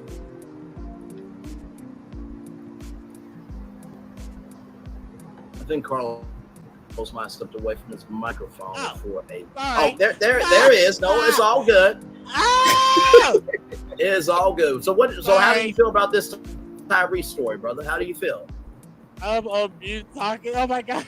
It's all good. StreamYard is very difficult to navigate. Well, it's not difficult to navigate, but StreamYard can be StreamYarding. It's all good. So now, what were you saying about Tyrese? Tyrese is a smart guy. Yes! Teardrop, stand up. All right. Tyrese is smart, very intelligent, such a great artist, great voice, intelligent guy, a black man. I'm here for it. Go, Tyrese, go. If he made a song called Sweet Man or Sweet Brother, would you be my, so it seems like you would want that song to be in the culture, would you not? It is the culture. I am the culture. Lord Jesus Christ. Carlos, it's your truth, but it's not the truth. So you just cool with this behavior? Okay, all right. I guess we'll roll on then. So, the next story we're going to talk about, it's a real so story. for those now, of you who don't know, it's not coming up, but thankfully we caught this in time. there we go. So for those of you who don't know, that is Snatch by Diego, the legendary Snatch by Diego. We did a thing called Check It With the King. Now, he left a concert because he was getting served papers for that $10 million lawsuit. And then he went to Dubai on his birthday to avoid getting served papers. He did this penguin dance down the what do you call it? Not through the gate, but the corridor to the airplane. He was doing this penguin dance and stuff like that. Like, he was really out of it. So yeah, Tyrese, like, dude, just stop. Just now, I'm not saying that all the men that broke up with their exes that this should redeem them, because some people deserve to be an ex for a reason. But if you are a man and you know you've never done this behavior, you can at least look at yourself in the mirror today and be like, you know what? I'm a good man. I'm good. I'm good. I'm good. I'm good. I'm good.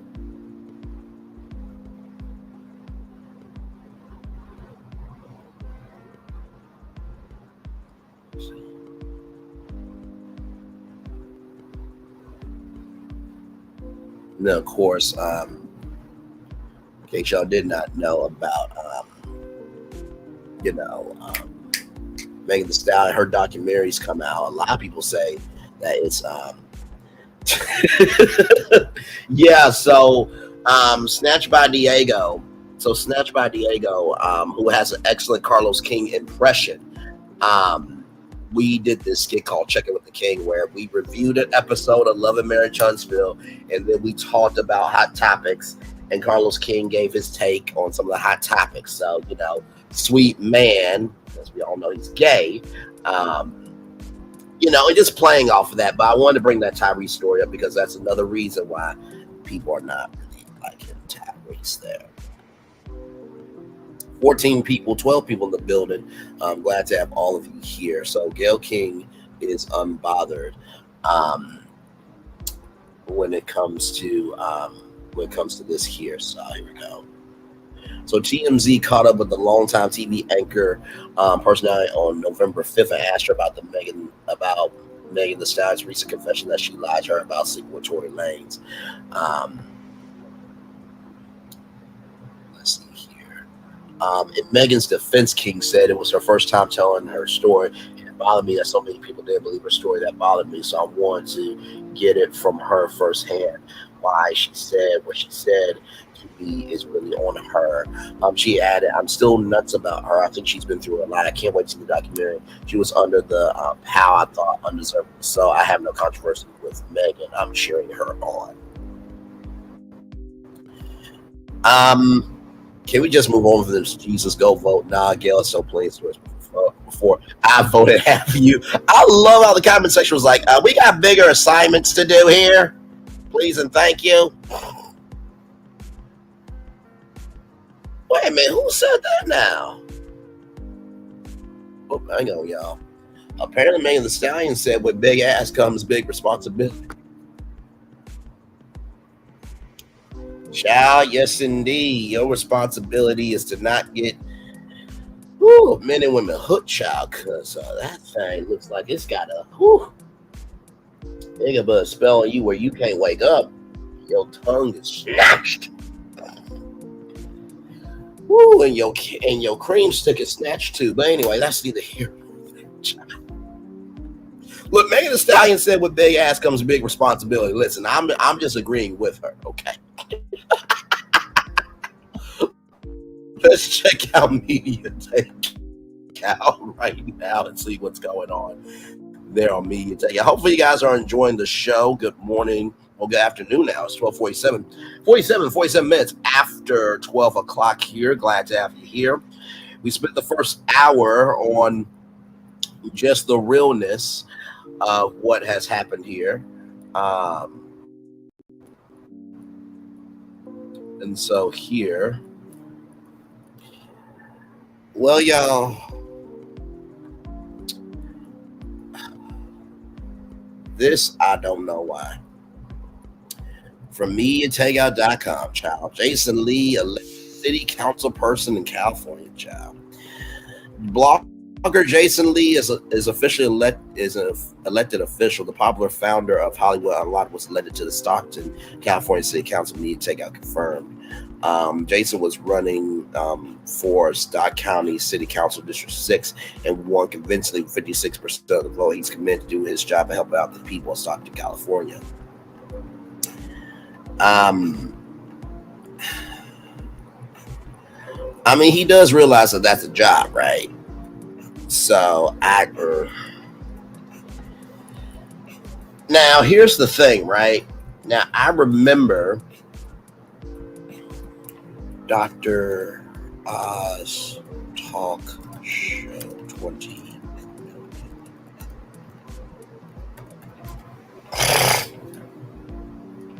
Okay, I don't know. Let me put my phone on the charger here.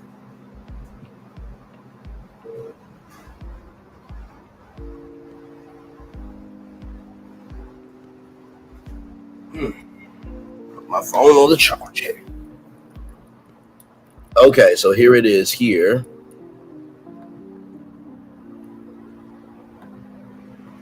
So as y'all can see here, Dr. Oz's yearly salary on the Dr. Oz show was $20 million. Now, Dr. Oz ran for a Senate seat, right?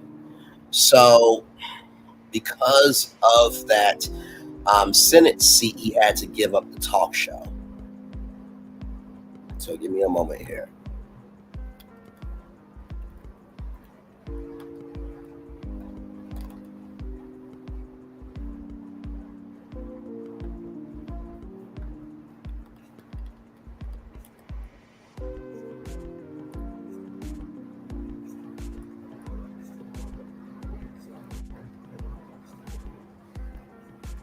So here it is. Here, let me see here. I want to bring this up because it is a very important point here.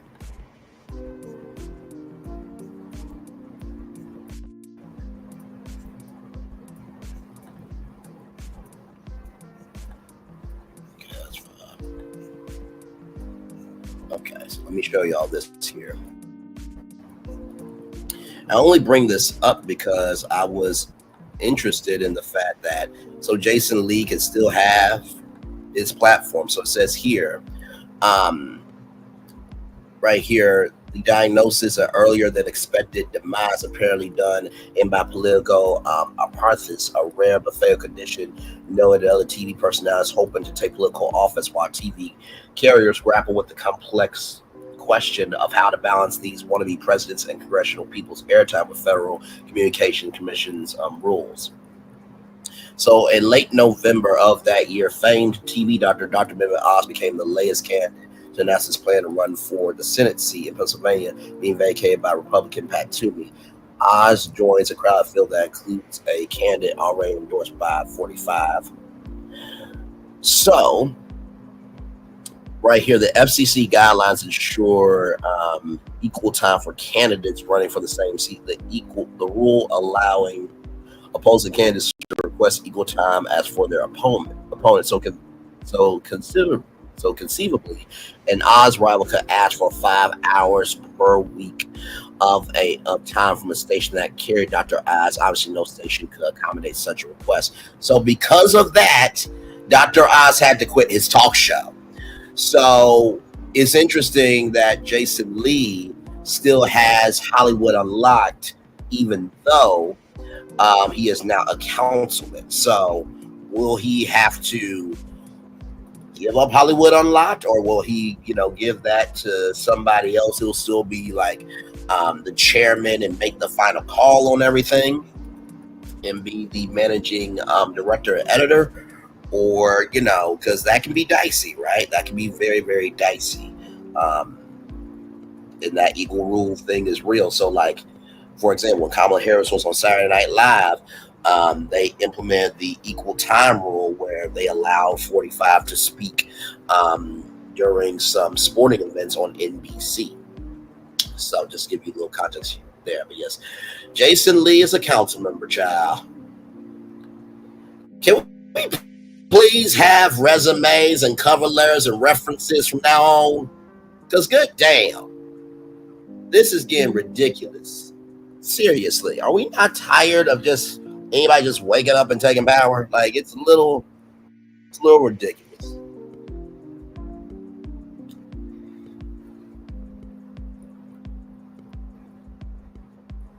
It's a little ridiculous.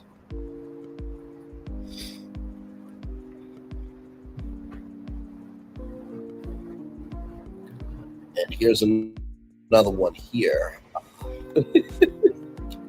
I saw this story. I'm like, what the actual hell? Let me pull it up here for y'all.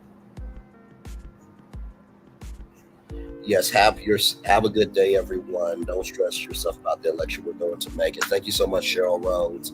I appreciate alternative facts and alternative America. You ain't never lied, or just you ain't never lied. Here's another story here. Kevin Durant calls Stephen A. Smith a clown. Oh, Lord Jesus, call Stephen A. Smith a clown. Okay, why does this dude look like Kevin Hart's brother? I'm sorry, y'all.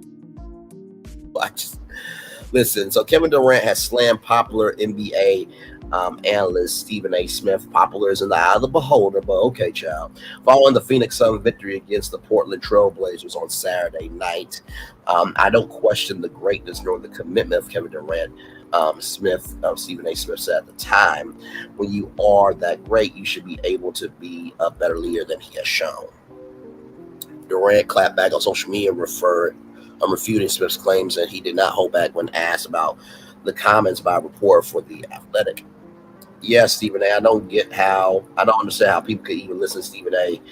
He said in the post-game interview, I've been in the league for 18 years. I've never seen Stephen A. at practice, a filming session, or a shoot around. He continued, I've never seen him anywhere but on TV talking shit about players. He's a clown to me. He's always been a clown. You can write that too.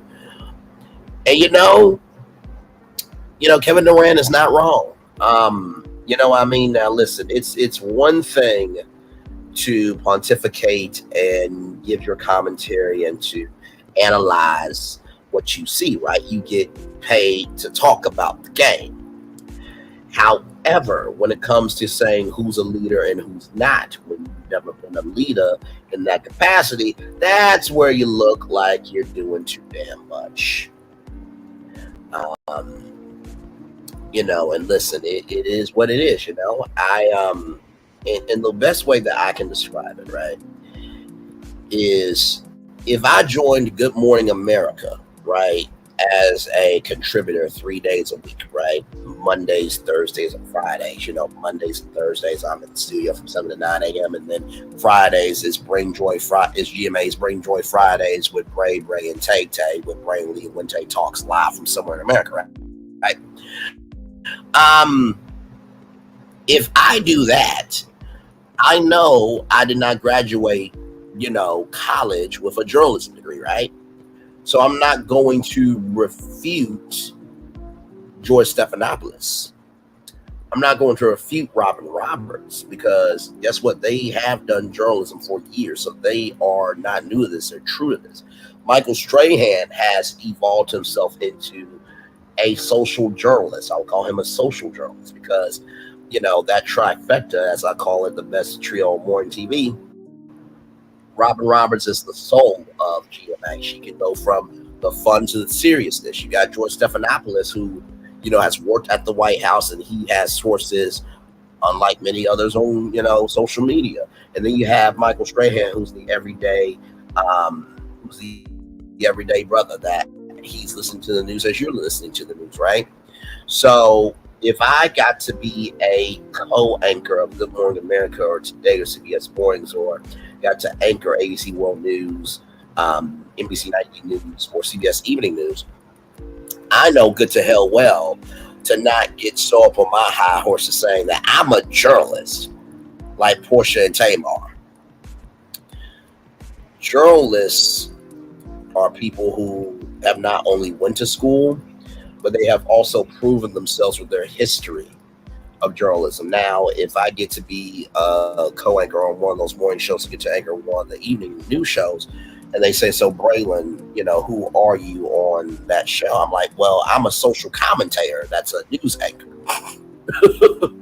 So the way I deliver the news is through a social commentary point of view. But at the end of the day, I have a journalist soul of giving you all the data, all the research, all the facts. And then we have a conversation through the social construct of culture. Now, did I disrespect the journalists that have been out here in war zones and this, that, and the third? No, I did not. But I also recognized I'm not a journalist. I'm a social commentator with a journalist's soul. So you can do that. You just have to be about it. Yeah, I'm surprised that Stephen A. Smith hasn't gotten dealt with some of these athletes. But man, when he says, "Oh, this person sucks, that person sucks," man, I'm surprised they had one on First Take. Be like, you know what, mother ucker, here's a basketball. Get in the car. We're going to a court. We're playing right now. Oh, my Lord Jesus. 8 people here in the building with us still here. Almost to a full 2-hour show. Yes, indeed. Oh, Lord. Oh, man. So do y'all want to kick it for like what, 10 more minutes, 20 more minutes, or do y'all want to end it here? I'm good with y'all as long as y'all want to be here. I at least wanted to acknowledge, recognize, and give space to all of you, love, grace, and space rather, to all of you, because this morning and this afternoon and the days and weeks and the months and the years ahead is going to be interesting, to say the least. And I felt like it was disrespectful to have a roadmap of other hot topics without giving energy to the main topic. You know what I mean? So yeah, like I said, I'm here as long as y'all want to be here. So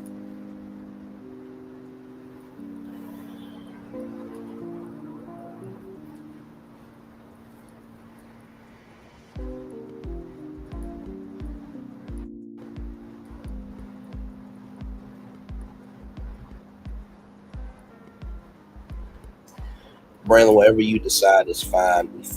It's been positive. We found some laughter too. We did, child. We absolutely did. And I think that's the thing that, you know, keeps not just me coming back. I mean, of course, I know it's our channel, and of course, I know it's my channel. But I think the thing that keeps me being a content creator is the fact of moments like this. You know what I mean?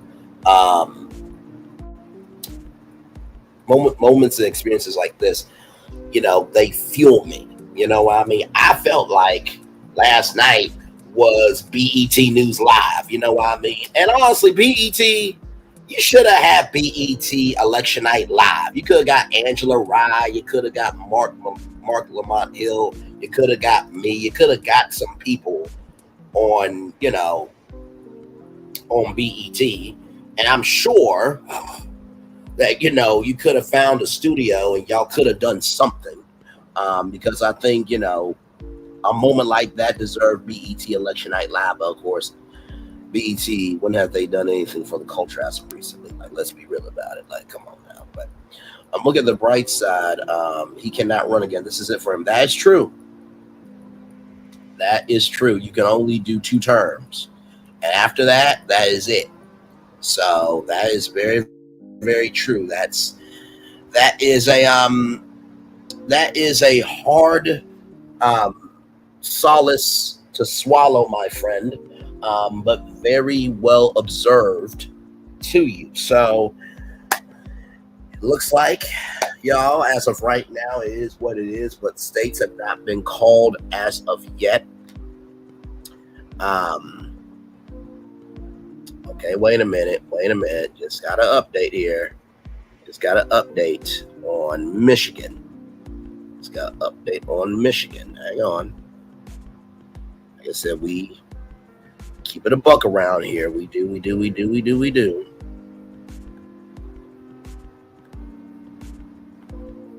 So Michigan right here. Literally, look how close that is. 48.3% to 49.7%. So it's there, y'all. Now, of course, 61% here. So the votes have not been tabulated there. And Nevada, 84%. So, and then Maine, 82% still being tabulated. So it looks like it is what it is for right now. And I do think we can find some solace in the 22nd Amendment that this is his last term. So whatever he is going to do, the good news is he can't run again.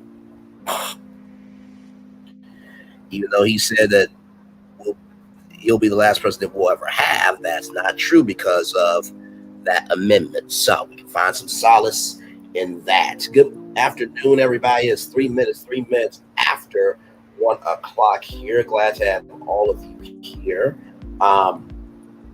Like I said, I know Monday I was going to give y'all a Queen's Court review, but child, your friend, and family member was so sick I couldn't do it. I was knocked out. But I will say, though, it was nice to not be on YouTube. Of course, I was in some chats to support my people per usual. But you know what? I watched, if y'all have not seen the United States versus Billie Holiday, Audra Day, I need you to add more. I need more movies from you. I need more TV shows from you. You are an actress. You give me Dorothy Dandridge energy for the modern day. Because what Audra Day did in the United States versus Billie Holiday, let me tell you something. She did her thing.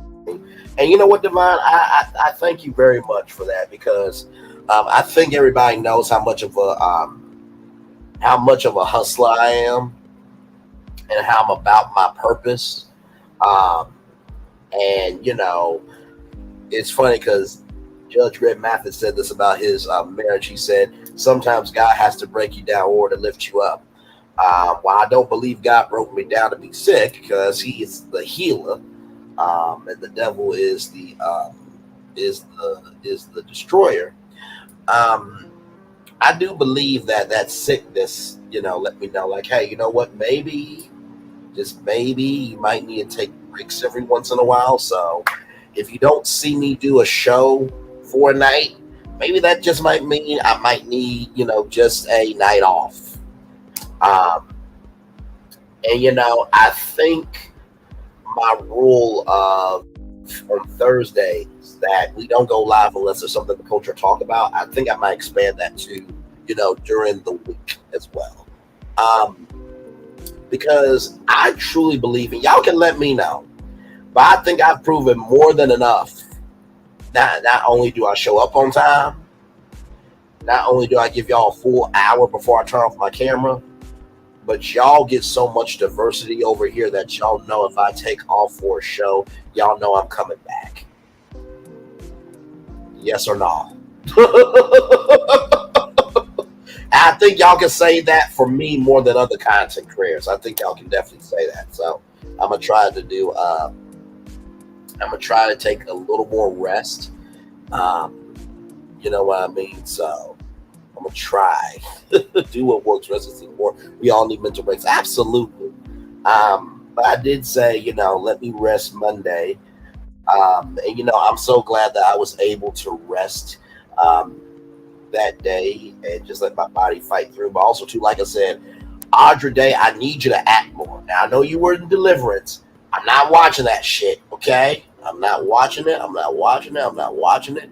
I heard it was good. It is what it is. But let me tell you something. If y'all have not watched the United States versus Billie Holiday on Hulu, you need to watch it. Also, the Supremes and Earls All You Can Eat. That better be up for a fucking Oscar. And I needed to be for Best Supporting Cast. I needed to be up for Best Actresses for all three of those women. Sanaa Lathan, Andrea Lewis, and Aduba from Orange is the New Black. And I need that to be nominated for Best Picture. That's not me asking you, that's telling you. Okay? That movie right there was so timely, was right on point, and it should have been a theatrical release. It should have been. It should have been.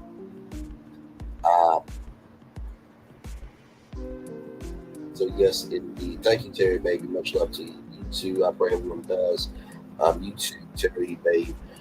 May not be blessed and safe. I will give you my ugly face. Not the ugly face, child. Not the ugly face. But yeah, I'm glad I was able to watch that. So please watch that movie. I think you'll be quite entertained, quite enthralled. And I think you will. I think it'll make you take inventory. And I saw the reviews afterward, and I saw that some people thought the story was disjointed. I will say this. Life is not a crystal staircase. And I think for those people who said it was disjointed, I think they saw, yes, it's on Hulu. I think they saw it disjointed because maybe they've never been disjointed in their lives. And before y'all say, Braylon, you don't know people's lives. You always talking about everybody and saying what's on your mind. The gag is you do too. Okay? What I am talking about is the disjointedness of being black. And if you are not black, you can't relate to what you're not. And so I really love the fact of how, and I'll just say this, it is a story that transcends all of her life, done through an interview. And Lee Daniels, I have to tell you, you did your good work on this one. Because I felt, and I said this to somebody. I said, I did not know that Lee Daniels was intellectually sensual with his filmmaking. I'm going to say that 2 more times. I did not know that Lee Daniels was this intellectually sensual with filmmaking. I did not know Lee Daniels was intellectually sensual with his filmmaking. It was such an intellectual piece of film that talked about culture and society and really the humanity of Billie Holiday, and the way that he shot it and the way the scenes came together was so sensually intimate, where it felt like it was just you and Billie Holiday. You did your motherfucking good work on that one. I have to give credit where credit is due. And this is why there should be a 24/7 entertainment news network. Because damn it, I will be the Stephen A. Smith of everything else. What did I tell y'all? If First Take was on ABC weekdays from 10 a.m. to noon, Robin Roberts would say, all right, everybody, enjoy the 1 hour apiece, because it's going to be hell from 10 to noon on ABC. I promise you, she would be saying that with me and Stephen A. being dueling partners. If First Take was about entertainment, pop culture, and news on ABC, oh my God, it would be the highest rated show on ABC. I promise you. I promise you. They would probably have to get rid of live and make the 9 a.m. slot the First Take countdown pre-show. That's how real it would be. But then, of course, that means The View would be canceled as well. But The View's not going anywhere, y'all. Like, what Barbara Walters did with that show spun off The Real, spun off The Talk. And that show is a moneymaker for ABC. So that show's not going away. The only way that show goes away is if ABC wants it to go away. And that is a blessing of a gig. I mean, to have a show that's been around for 30 seasons and they don't know what unemployment is, that is a huge blessing, okay? That's like soap opera unemployment. What's unemployment in a soap opera? Never heard of it if you're a soap opera actor or actress. And by the way, Beyond the Gates is shooting this month. It will be premiering next year. Beyond the Gates is the first Black drama, first Black soap opera that will be on CBS since Generations was on TV. So Black people will be coming to the soap opera genre next year. So that should be a good time had as well. I'm sure that there will be some YouTube channels reviewing it. Now, they did not say if it's going to be on weekdays or if it'll be on weekly, but soap operas are usually on dates. So there it is. There with that. Yes, I love the fact that we can spend a whole hour in a vibe of after the morning after the night before, but still find joy. I really, really mean that. And also, too, since I'm giving out accolades, Brian Williams, well done to you, sir. Well done to you. I loved the set that you guys had. I love the fact that you guys made election night a conversation, not just an event. You guys brought in different voices from all over. You had the political desk, given the political element of the election. Then you had the other side, the couch, that had, the social conversations. Brian, let me tell you something. That 11th hour thing, how that happened was Brian Williams was the anchor of NBC Nightly News, and he was also the host and leading and managing editor of Rock Center, which was a news magazine on NBC. And so there was this story about this Tillamook helicopter, and that him and his team were in it, and something happened, but turns out it was a lie.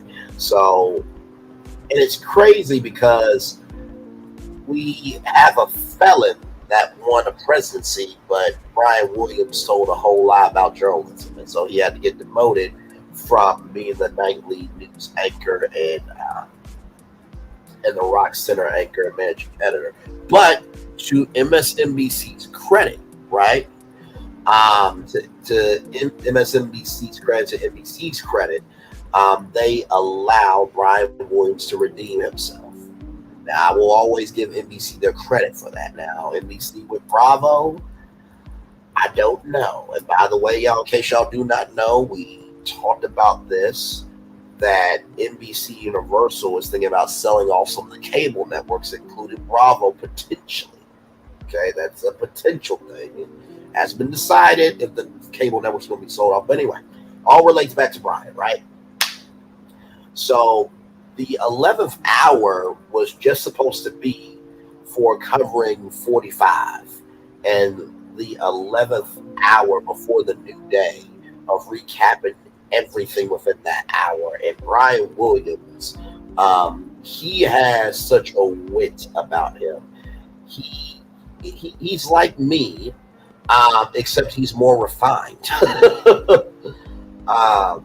There was a black brother on the Amazon news coverage, and he gave a soliloquy. And Brian Williams is about the art, and he said, "I hope that networks and others have taken your name down after that brilliant, beautiful soliloquy that you have shared, and thank you for sharing that with us." Like, Brian Williams is about the artistry of journalism. And I remember that he said in his intro that, to the founding fathers, thank you for what you've done. We'll take it from here. And our election night coverage starts now. The opening was such a masterpiece. And Brian was talking about all these accomplishments of America, and also the brokenness. And while we did get the chance to see the beginning of America, here we are now. We have 50 states that are going to be determined by red and blue. And what Brian Williams does is what I do with commentary. What I do is give someone commentary rather. What Brian Williams does is read out. He doesn't read out. Okay, but he guides you through a story. Oh my God! I know it's wrong. It's my tongue. I know it is. I got it. Brian Williams is able to find the solace in an untold story. There it is. Brian Williams is able to find the solace in storytelling. That's what he does best. He is able to understand the magnitude of the story. He is able to understand the people within the story, but most of all, he's able to understand that every sector of who will be impacted may not all agree, but he finds the commonality in what we can all agree in. And he does that brilliantly, beautifully, and with a consciousness that is near and far between. I haven't watched it with Stephanie Ruley. Stephanie Ruley, she does her thing, but I think that 11th hour needs a Brian Williams. And listen, I know I can say I can do anything, but I don't even think I can do the 11th hour because that requires a propensity, a energy, and a tenacity that you have to be dogged about it. And when I mean dogged about it, I don't mean in the bite of storytelling. I mean the tenor and candor and tonality of storytelling. It's funny. My mom said to me she could see me being a professor, and I always say to her, "No, I don't see it." And once again, black moms rule the world. You know what I mean? So welcome in, everybody. 12 people still here with us. 2 hours, 20 minutes, and 7 seconds here. We are still live on tour here. That is the Bellagio Fountains there. Enjoying some peace here. We spent over an hour dealing with the morning after and after the night before of this election. So we are just here chilling out now. I am here for as long as we are going to be here. I think I'll probably end it maybe at 1:40. But we're still rocking and kicking and rolling because I do have a Queen's Court review for you all today, so we're going to do that. I'm looking forward to doing that. And then of course, we have Potomac. Thursdays, I'm off, so I'm gonna Stick to that, okay? Stick to that. Although, you know, I might come on Thursday because, like I said, today's the first day after the election, right? And so for these next couple of days, you need something to look forward to. So I may come back on Thursday and do a Potomac review because we usually try to do the Potomac review on Tuesday. But I think after this, you might need something to watch that's a bit of a distraction. So we might come on Thursday. And of course, Friday, you know, we'll have a 11 a.m. show for you with all new destinations, all new roadmap, and of course 6 p.m. is where your news gets upgraded with soul. Of course, that primetime edition is when we go there.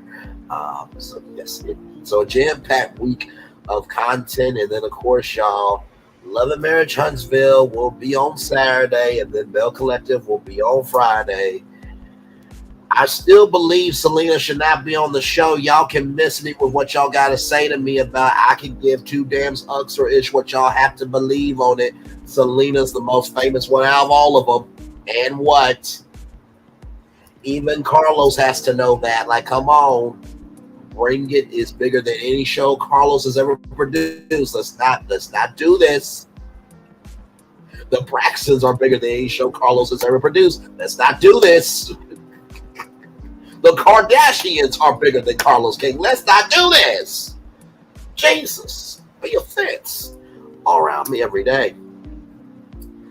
11 people in the building. Glad to have all of you here. Yes, it matters. Whew.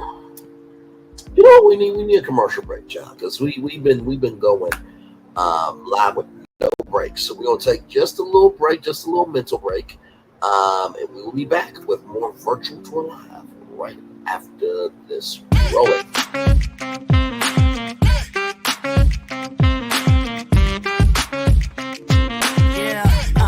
Yeah, we hustle all day.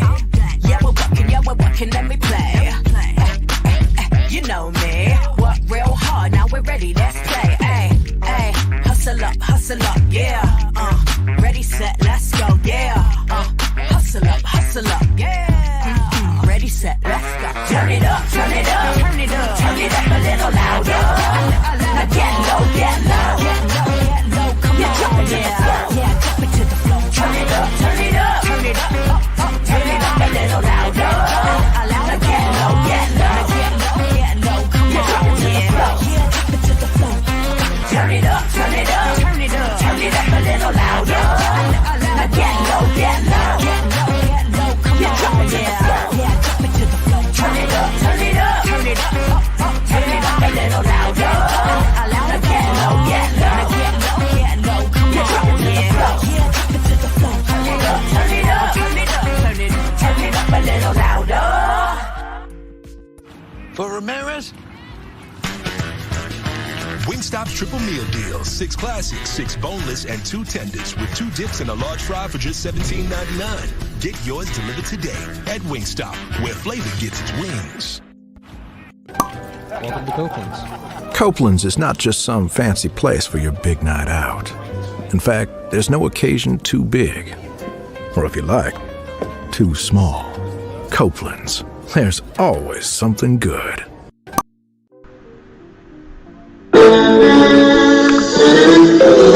Sweet morning dew, one look at you, and it was plain to see you were my destiny.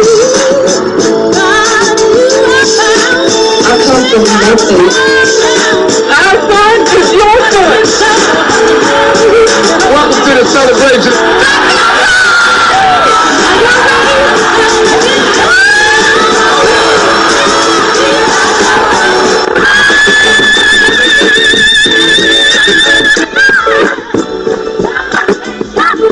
We all we got.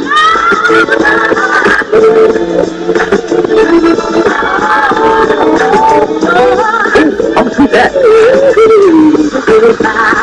Don't you leave here today with happiness. I want you to leave here with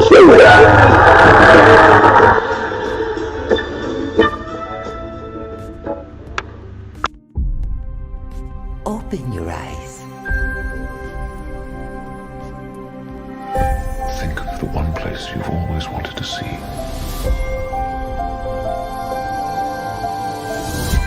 This is where our magic comes from? They say if you dream a thing more than once, Please, please, please. it's sure to come true. Everything you see exists together in the great circle of life. There are stories about what happened. It's true. All of it. In every job that must be done, there is an element of fun. I told you she was tricky. Life is full of possibilities. What do you want to be remembered for? The world is in our hands, and we gotta do something with it. I just want to say a word of thanks to all the artists, the workers, and all of you. The young and the young in heart. You helped make this dream come true.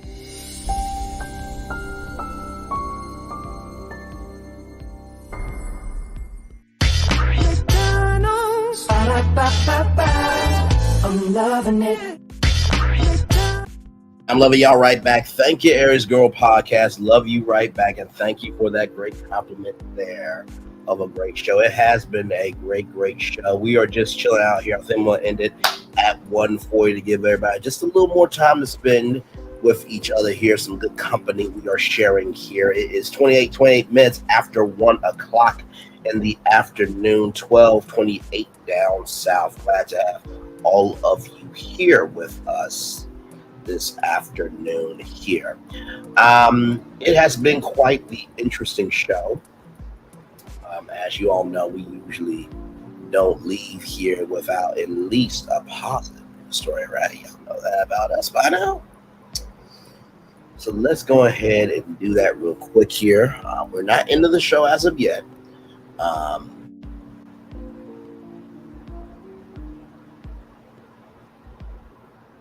But here is something here that should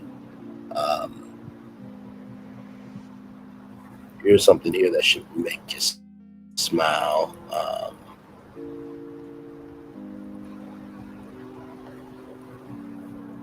Right here.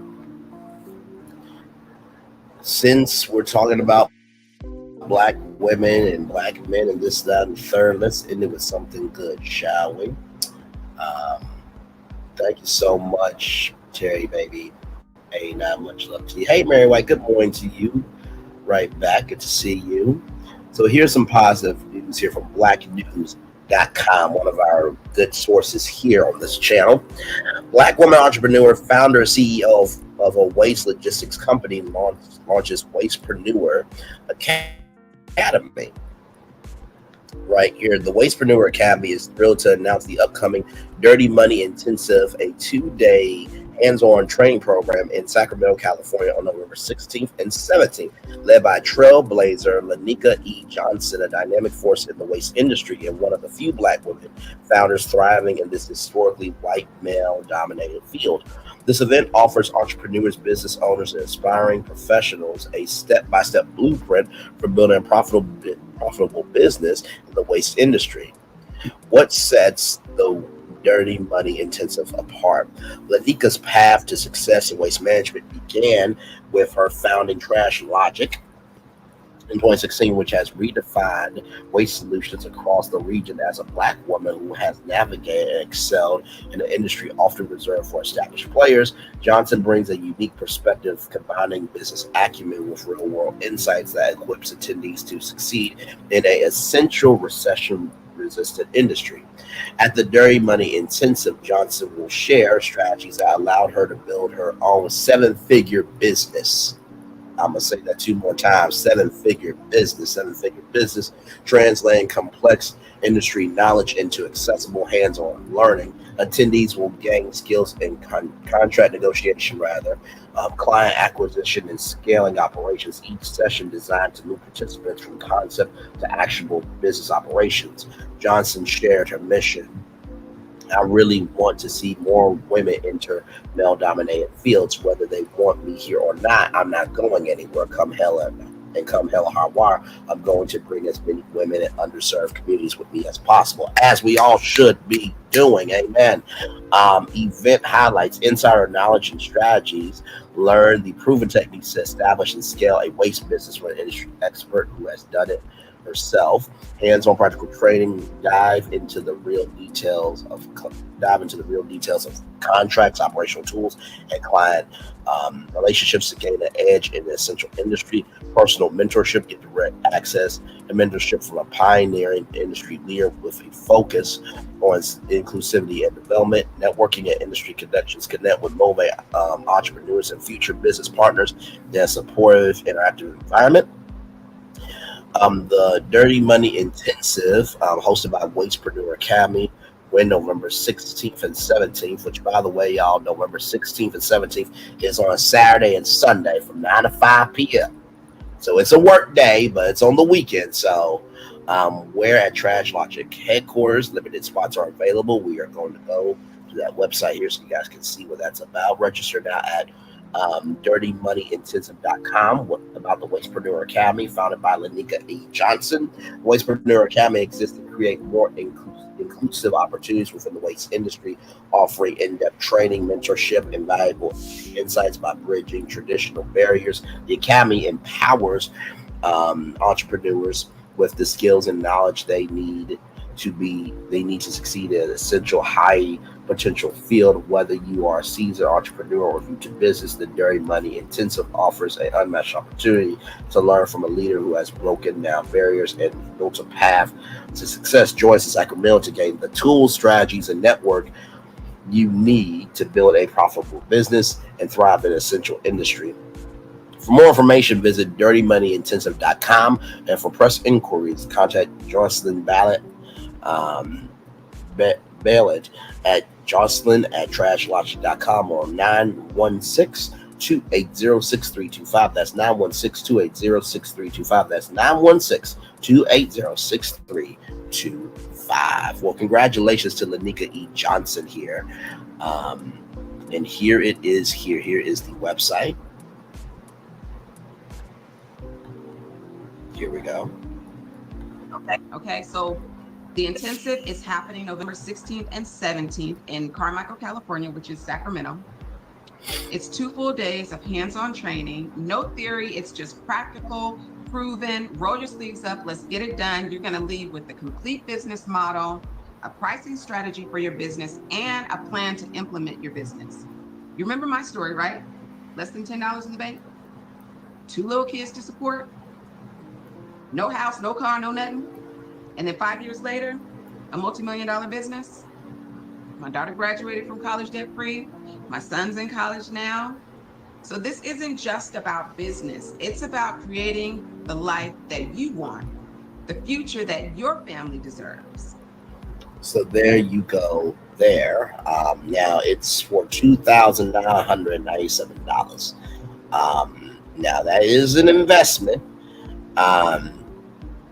But in the same token here, look at this bonus trade show mastery. Learn which trade shows are worth your time and money, unlocking the secrets to running an effective booth that captures attention and converts interest into actionable leads, expanding your network and boosting your business potential. And finally, financial plan, scaling your business, achieving sustainable growth, and insider knowledge of scaling your business with confidence, ensuring your profits soar while maintaining stability, setting you up for success beyond your wildest dreams. So I will drop the link if you guys want to do it. Now there's a 4 payment plan here for $624.25 monthly, or one-time payment of $2,997. Now if you don't have it, it is absolutely okay.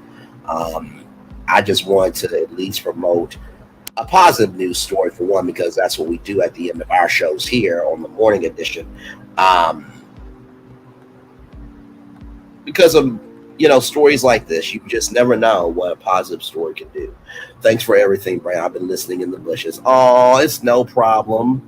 And like I said, regardless, shout out to this beautiful sister right here for doing that, less than $10 in the bank and making herself a success. So listen, you may be denied, but you won't be delayed. It may be delayed, but it won't be denied. That's what they say. So yes, indeed, there. So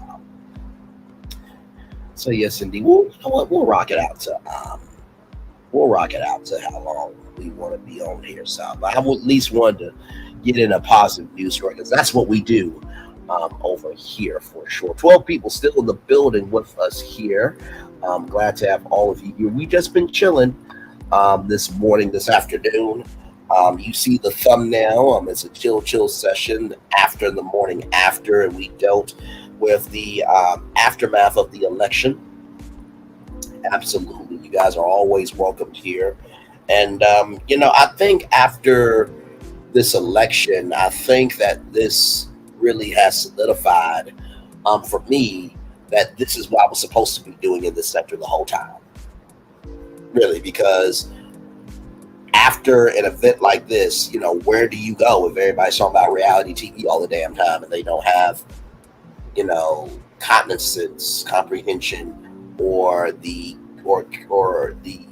ability to connect or make the connection rather that okay, this is something serious here. Can you please move off of reality TV and get into reality? So I'm glad that we have made the channel that we have made here, so there can be a place to fall for people. So yes, indeed.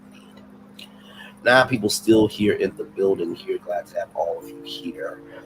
Yes, indeed. And by the way, shout out to all the content creators. By the way, this is not an easy job. Even and like I said, you're not going to agree with every content creator, right? But also too, it's easier said than done to put out content and people talk about your content, this, that, and the third. And this is not easy work either. So shout out to all the good content creators that they own up to what they do. They don't cause trouble, and they don't get big mad when they get called out.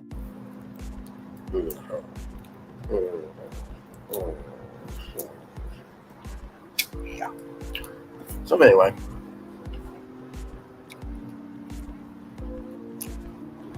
$12 people in the building still here. Thank you so much.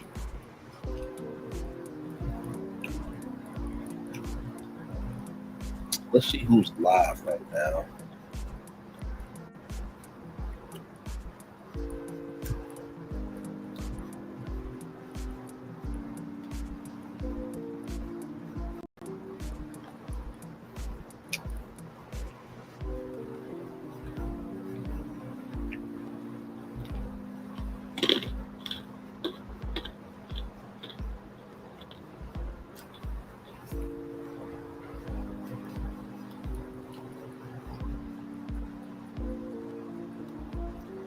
I'm not seeing anybody I know live right now.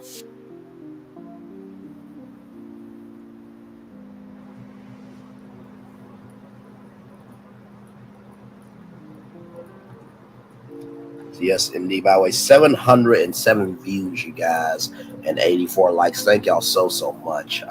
We hope that you enjoyed that election party. And child, it was something to watch. It really, really was.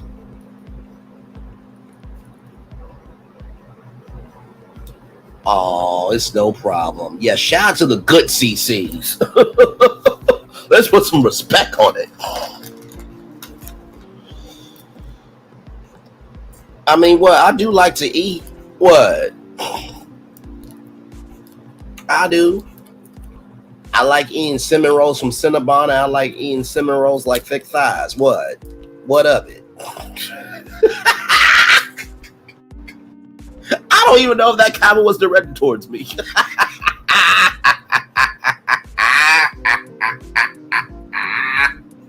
Look, just like Captain Venus' husband loves peach cobbler and peaches. Peach cobbler and her peaches. See. Yeah. Yeah.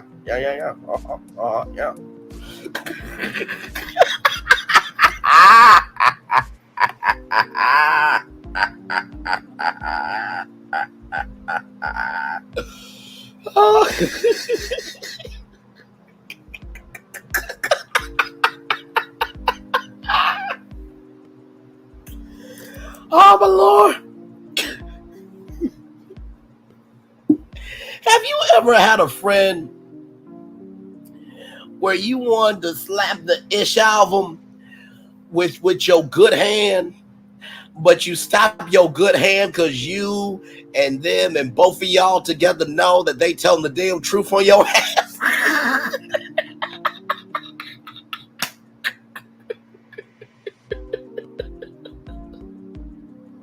Yeah, shout out to Captain Venus. I feel like that's being Captain Venus friendship. That listen, I just say what needs to be said. No.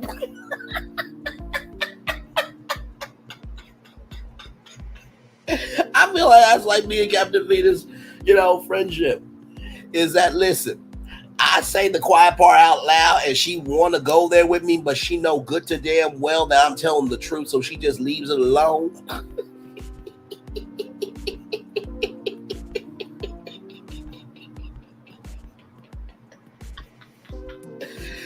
Oh, my Lord. Listen. And this is how you know you really made it. See, I can make that joke because me and Captain Venus, we have the same energy. We're both extroverts. We love to say what's on our mind, but we also love people. But cross us and we got you, right? But if anyone else made that joke, wait a minute, what you talking about my husband for? But see, I do my jokes tasteful, okay?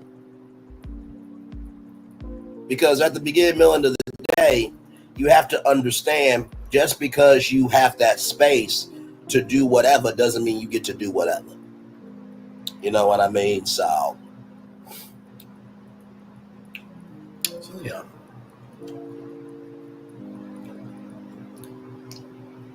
I always feel bad for the husbands because I feel like they want to be like, Braylon, you ain't never lied, brother. You damn right. I love peach cobbler and my peaches. You damn right.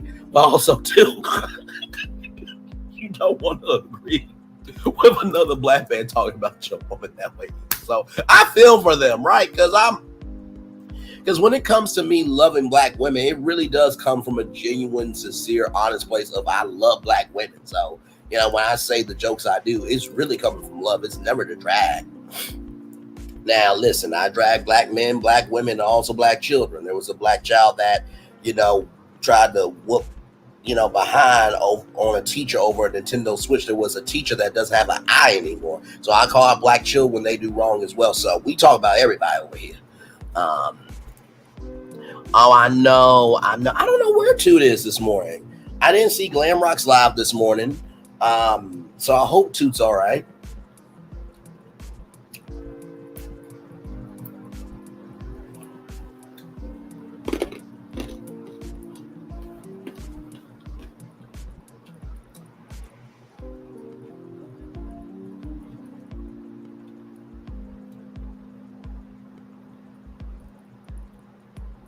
I hope Toot is all right.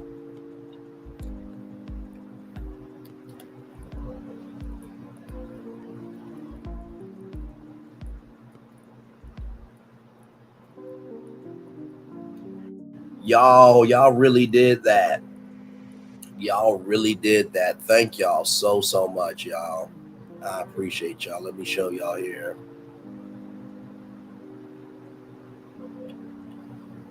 What y'all just did for your man, your friend, and family member. Y'all, we're on our way. We are on our way here. Look at that right there. Look at that right there. Look at that right there. Right there, y'all see it. 2,820 subscribers. Thank y'all so much for that. I appreciate y'all. We are on our way to 3,000 subscribers. We are on our way there. Thank y'all so much for that there. So yes, indeed. And listen, I am so beyond grateful, humbled, and thankful that y'all see something in me. It takes a minute to get to know me once you get past the bravado, the bluntness, and the boldness. But once you get past all that, you really do see we have a lot more in common than you think. I'm here for being right and lifting up the right and dragging down the wrong. But most of all, I'm all about giving love, grace, and space to the world because that's what is needed for sure. So thank y'all for doing that. So we're on our way to 3K subscribers. So yes, indeed. And 3 with the T is still the hottest show on YouTube. I love doing that show. And like I said, I'll start off from a skit with Sassy TV and Lil Paulette and the gang and myself, doing a court case on Martell and Coleslaw, or Hotel and Coleslaw, as there are respectfully, really so named. And we just had a good time. Everybody was laughing, having a good time. And so from there, we have really developed a kinship and a bond and a group dynamic that is unlike anything I've ever seen. Not just on YouTube, but just in my life. Anytime I get to see Lil Paulette and Sassy do what we do, it is a good time. You know what I mean? So, and plus all of that, like, we got to experience a historical event together live. You know what I mean? So that was really, really cool. So, and I'm glad I got to do it with them. You know what I mean? So, and shout out to us for being flexible like that too, because I really was going to do the election special on my own, but also too, I think, it all worked out. It all worked out because, with a black woman running for president, you needed black women up here to give their take on it as well.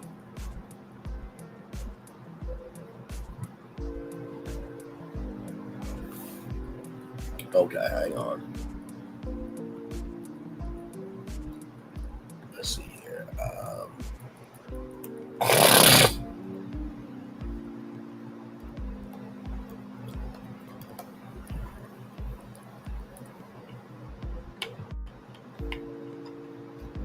No, I'm looking now.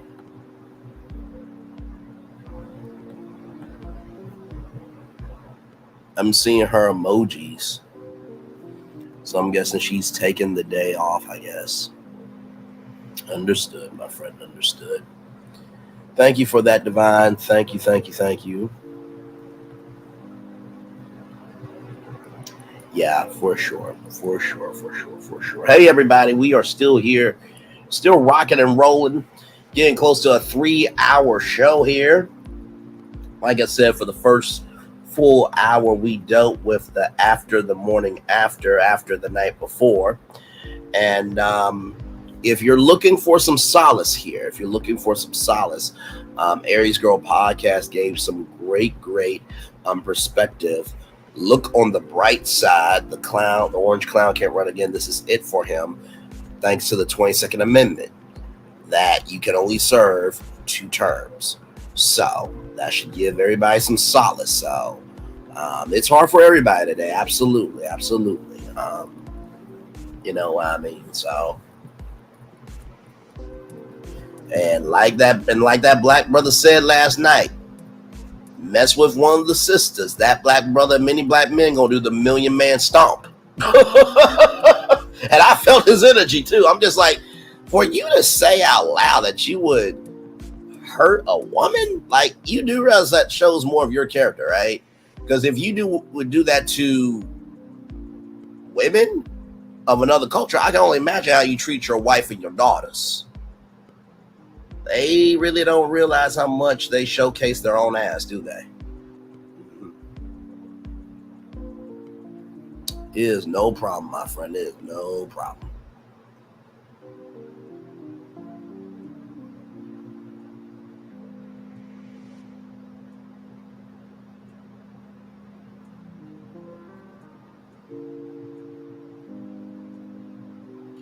Ten more minutes here, y'all, and then I think we'll head out because it's almost 2:00, and then we got Queen's Court review to do.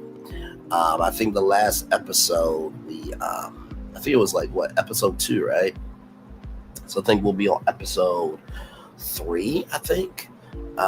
It looks like it's gonna be an interesting season, y'all. So we'll get into that.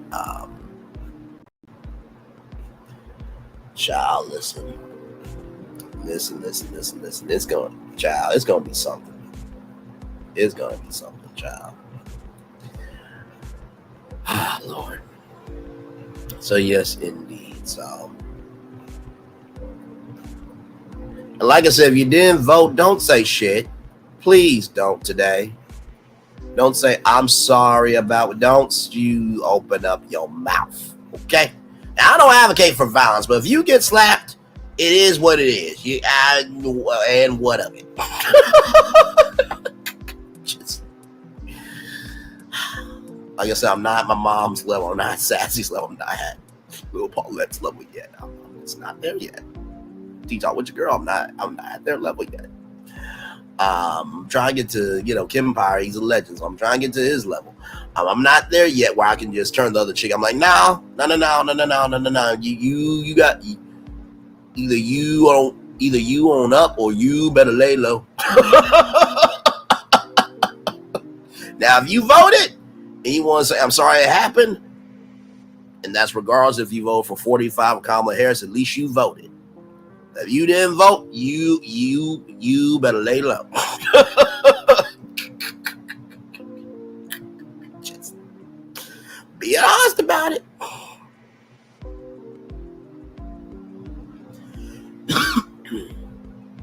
So yes, indeed. So.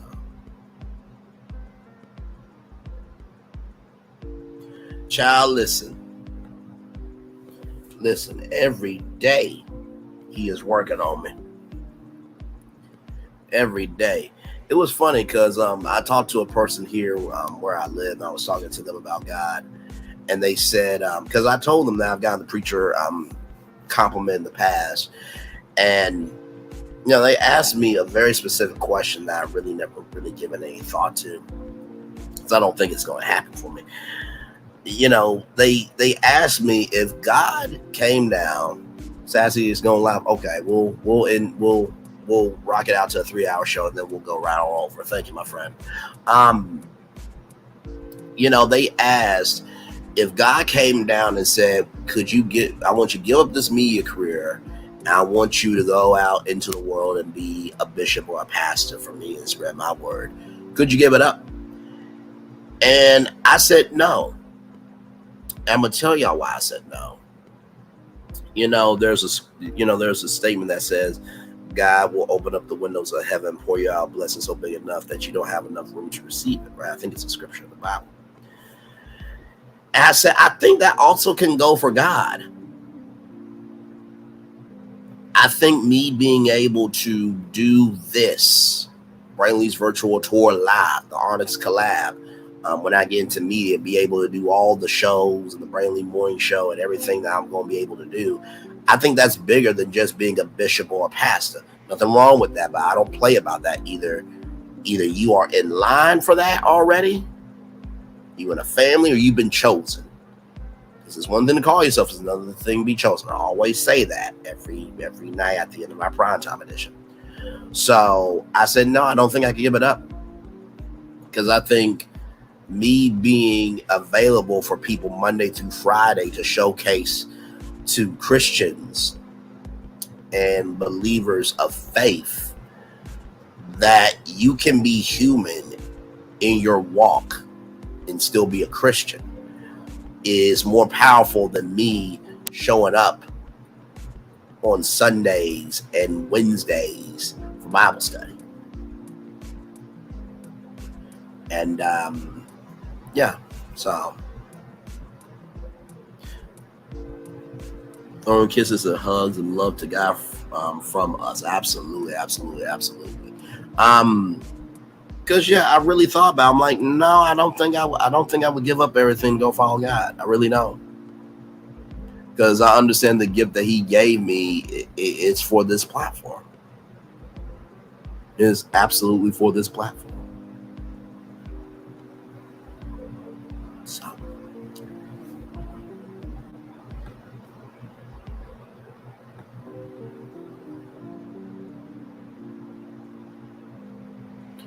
So, yep, y'all, we are going to rock it out to a 3-hour show, and then we will be over at Sassy's channel here. I think I was going to end that 3-hour show anyway, but yes, indeed. So, yep, as we continue to spend time together in our final moments here, thank you all for being here. The Bush campus, the people that came out the bushes, our regulars, our new people, to everybody in between. Thank you all so much. And like I said, I hope that this show really has showed you that we are not a monolith. For one. Number two, we can be very complex. But as long as we come with a energy of purpose, we will always be on purpose. And finally, sometimes we have to recognize that the only way that we will not have a Grand Canyon of hate is if we create a Grand Canyon of love. And I hope that this show this morning shows that in spades. I really do. So we'll rock it out to that 3-hour mark, and then we'll head on over to Sassy's. I know she's gonna be like, wait a minute, you were up for 10 hours? That's that broadcaster in me, baby. That's that broadcaster in me. That's that broadcaster in me. And I'm glad I did it. Because think about this, y'all. Like, there are some content creators that they can hold a 1-hour live. And they do a 1-hour live just to, because they're more established, right? And not to mention, too, it's better for AdSense and, views and everything, right? Because it's easy to follow. But how many of you can say that you've seen a content creator hold down a 10-hour live on something on that magnitude? Like, usually 10-hour lives are not really that big. Usually in the gaming sector, now I know gaming sector, oh my God, that couldn't be a 10-hour live. But in a social commentary setting, not too many. Now I know the political space, sure. But like in what we do in the world of reality TV and stuff, not too many can hold down a 10-hour live. So very, very proud that we accomplished that together. Because here's the thing. And I was so proud I had my camera off, so y'all didn't see me fall asleep on y'all. But also, too, I was still up. But the gag was y'all were up with me. So if you're going to mention Braylon was up at 5 a.m., mention the other people are rocking with your man, your friend, and family member as well. So it was a good time had. We are about to get into our final minute there. So we are 60 seconds away from ending this show here. Like I said, truly, sincerely, from the bottom of my heart, the depths of my soul, the foundation of my being, thank you all for being here once again. Today is a new day. Somebody did not wake up this morning. I know that may not provide a lot of solace, but guess what? At least you are still here to have a shot. And let's focus on the good. Because like I said, I just read about a woman who is doing a whole academy on waste management. And she went from $10 in her bank account, no car, no home, to a 7-figure business. Good is still in the world. We just have to invest in the good if we want to receive the good. So one love, much love, all love. I will see y'all at Sassy's, and we'll be back here at 6 o'clock tonight for Queen's Court. I love you. I value you. I embrace y'all. See you real soon. Bye, everybody.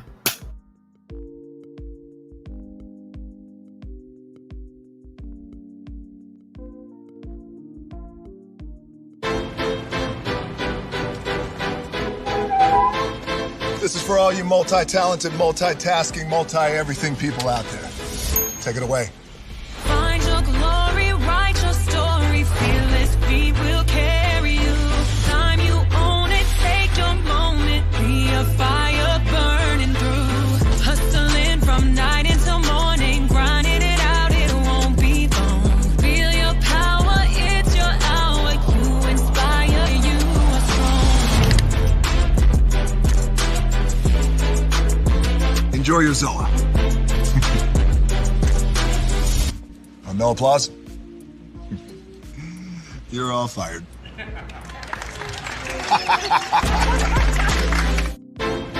Now that you've reached the stage in your life where quality television is important, Nubian TV is a black network that speaks to your lifestyle. Nubian TV is the world's first digital network devoted to the upscale and political lifestyles of black people. Nubian TV's programming includes politics, travel, fashion, food, automotive, arts and culture, civil rights, music, and more. Watch now on Amazon Fire TV, Roku, or watch globally at nubiantv.net.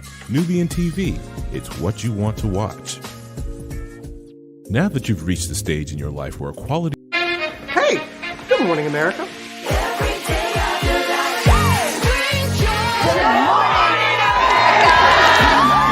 Good morning, America. Good morning, America. Good morning, America. Money. Are you ready? They are ready. Covering the biggest events in the country right now. There's a lot going on here this morning.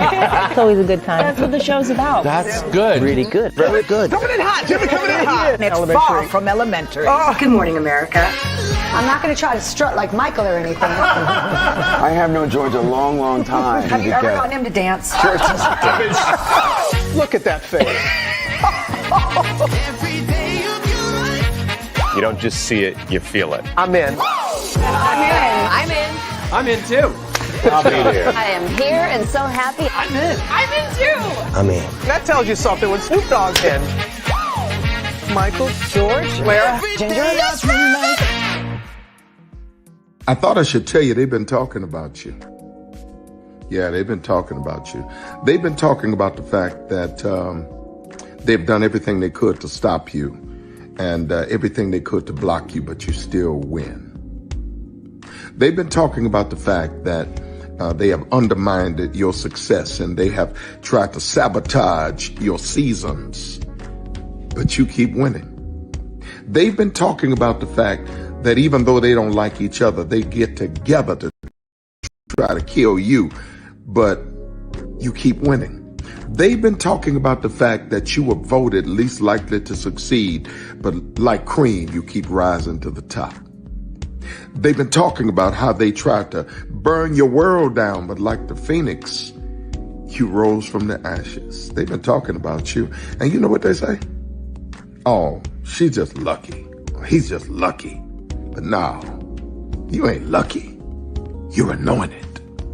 You got something on you. You got favor on you. You got power on you. You were born to win. Now they can call it luck, but it's grace. They can call it luck, but it's favor. But whatever they call it, it doesn't matter, because you know what God calls you? Do you know what God calls you? A winner. I thought I should tell you they've been talking about you. Yeah, they've been talking about you. They've been talking about the fact that they've done everything they could to stop you and everything they could to block you, but you still win.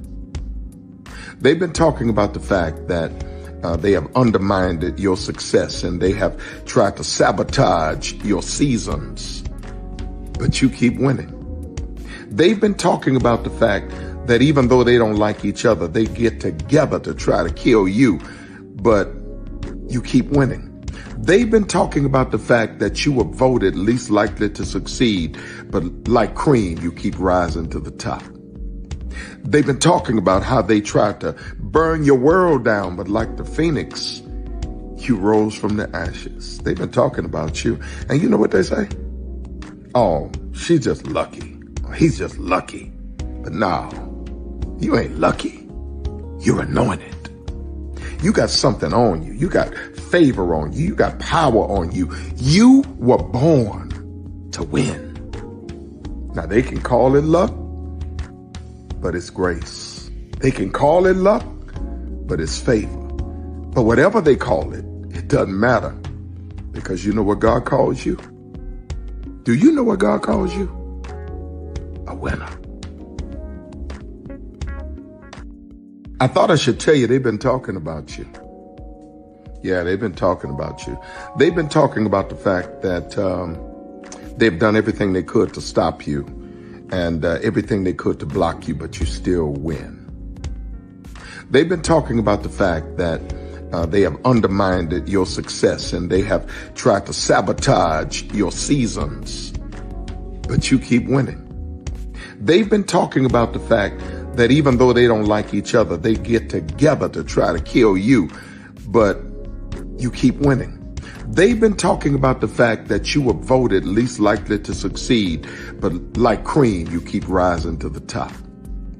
They've been talking about how they tried to burn your world down, but like the phoenix, you rose from the ashes. They've been talking about you. And you know what they say?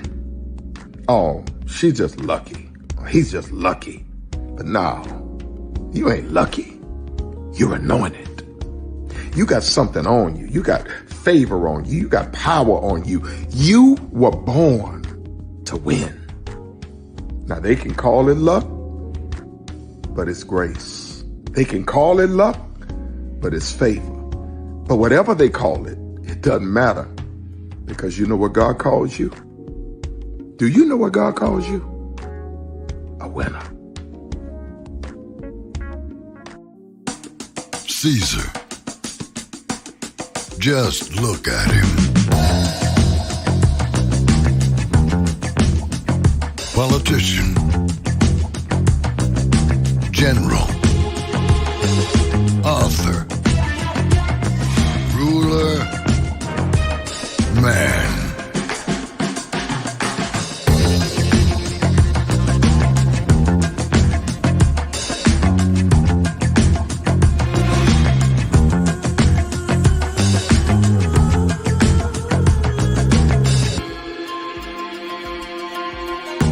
Legend has it, he's not only stared into the belly of the beast, he's had it for dinner.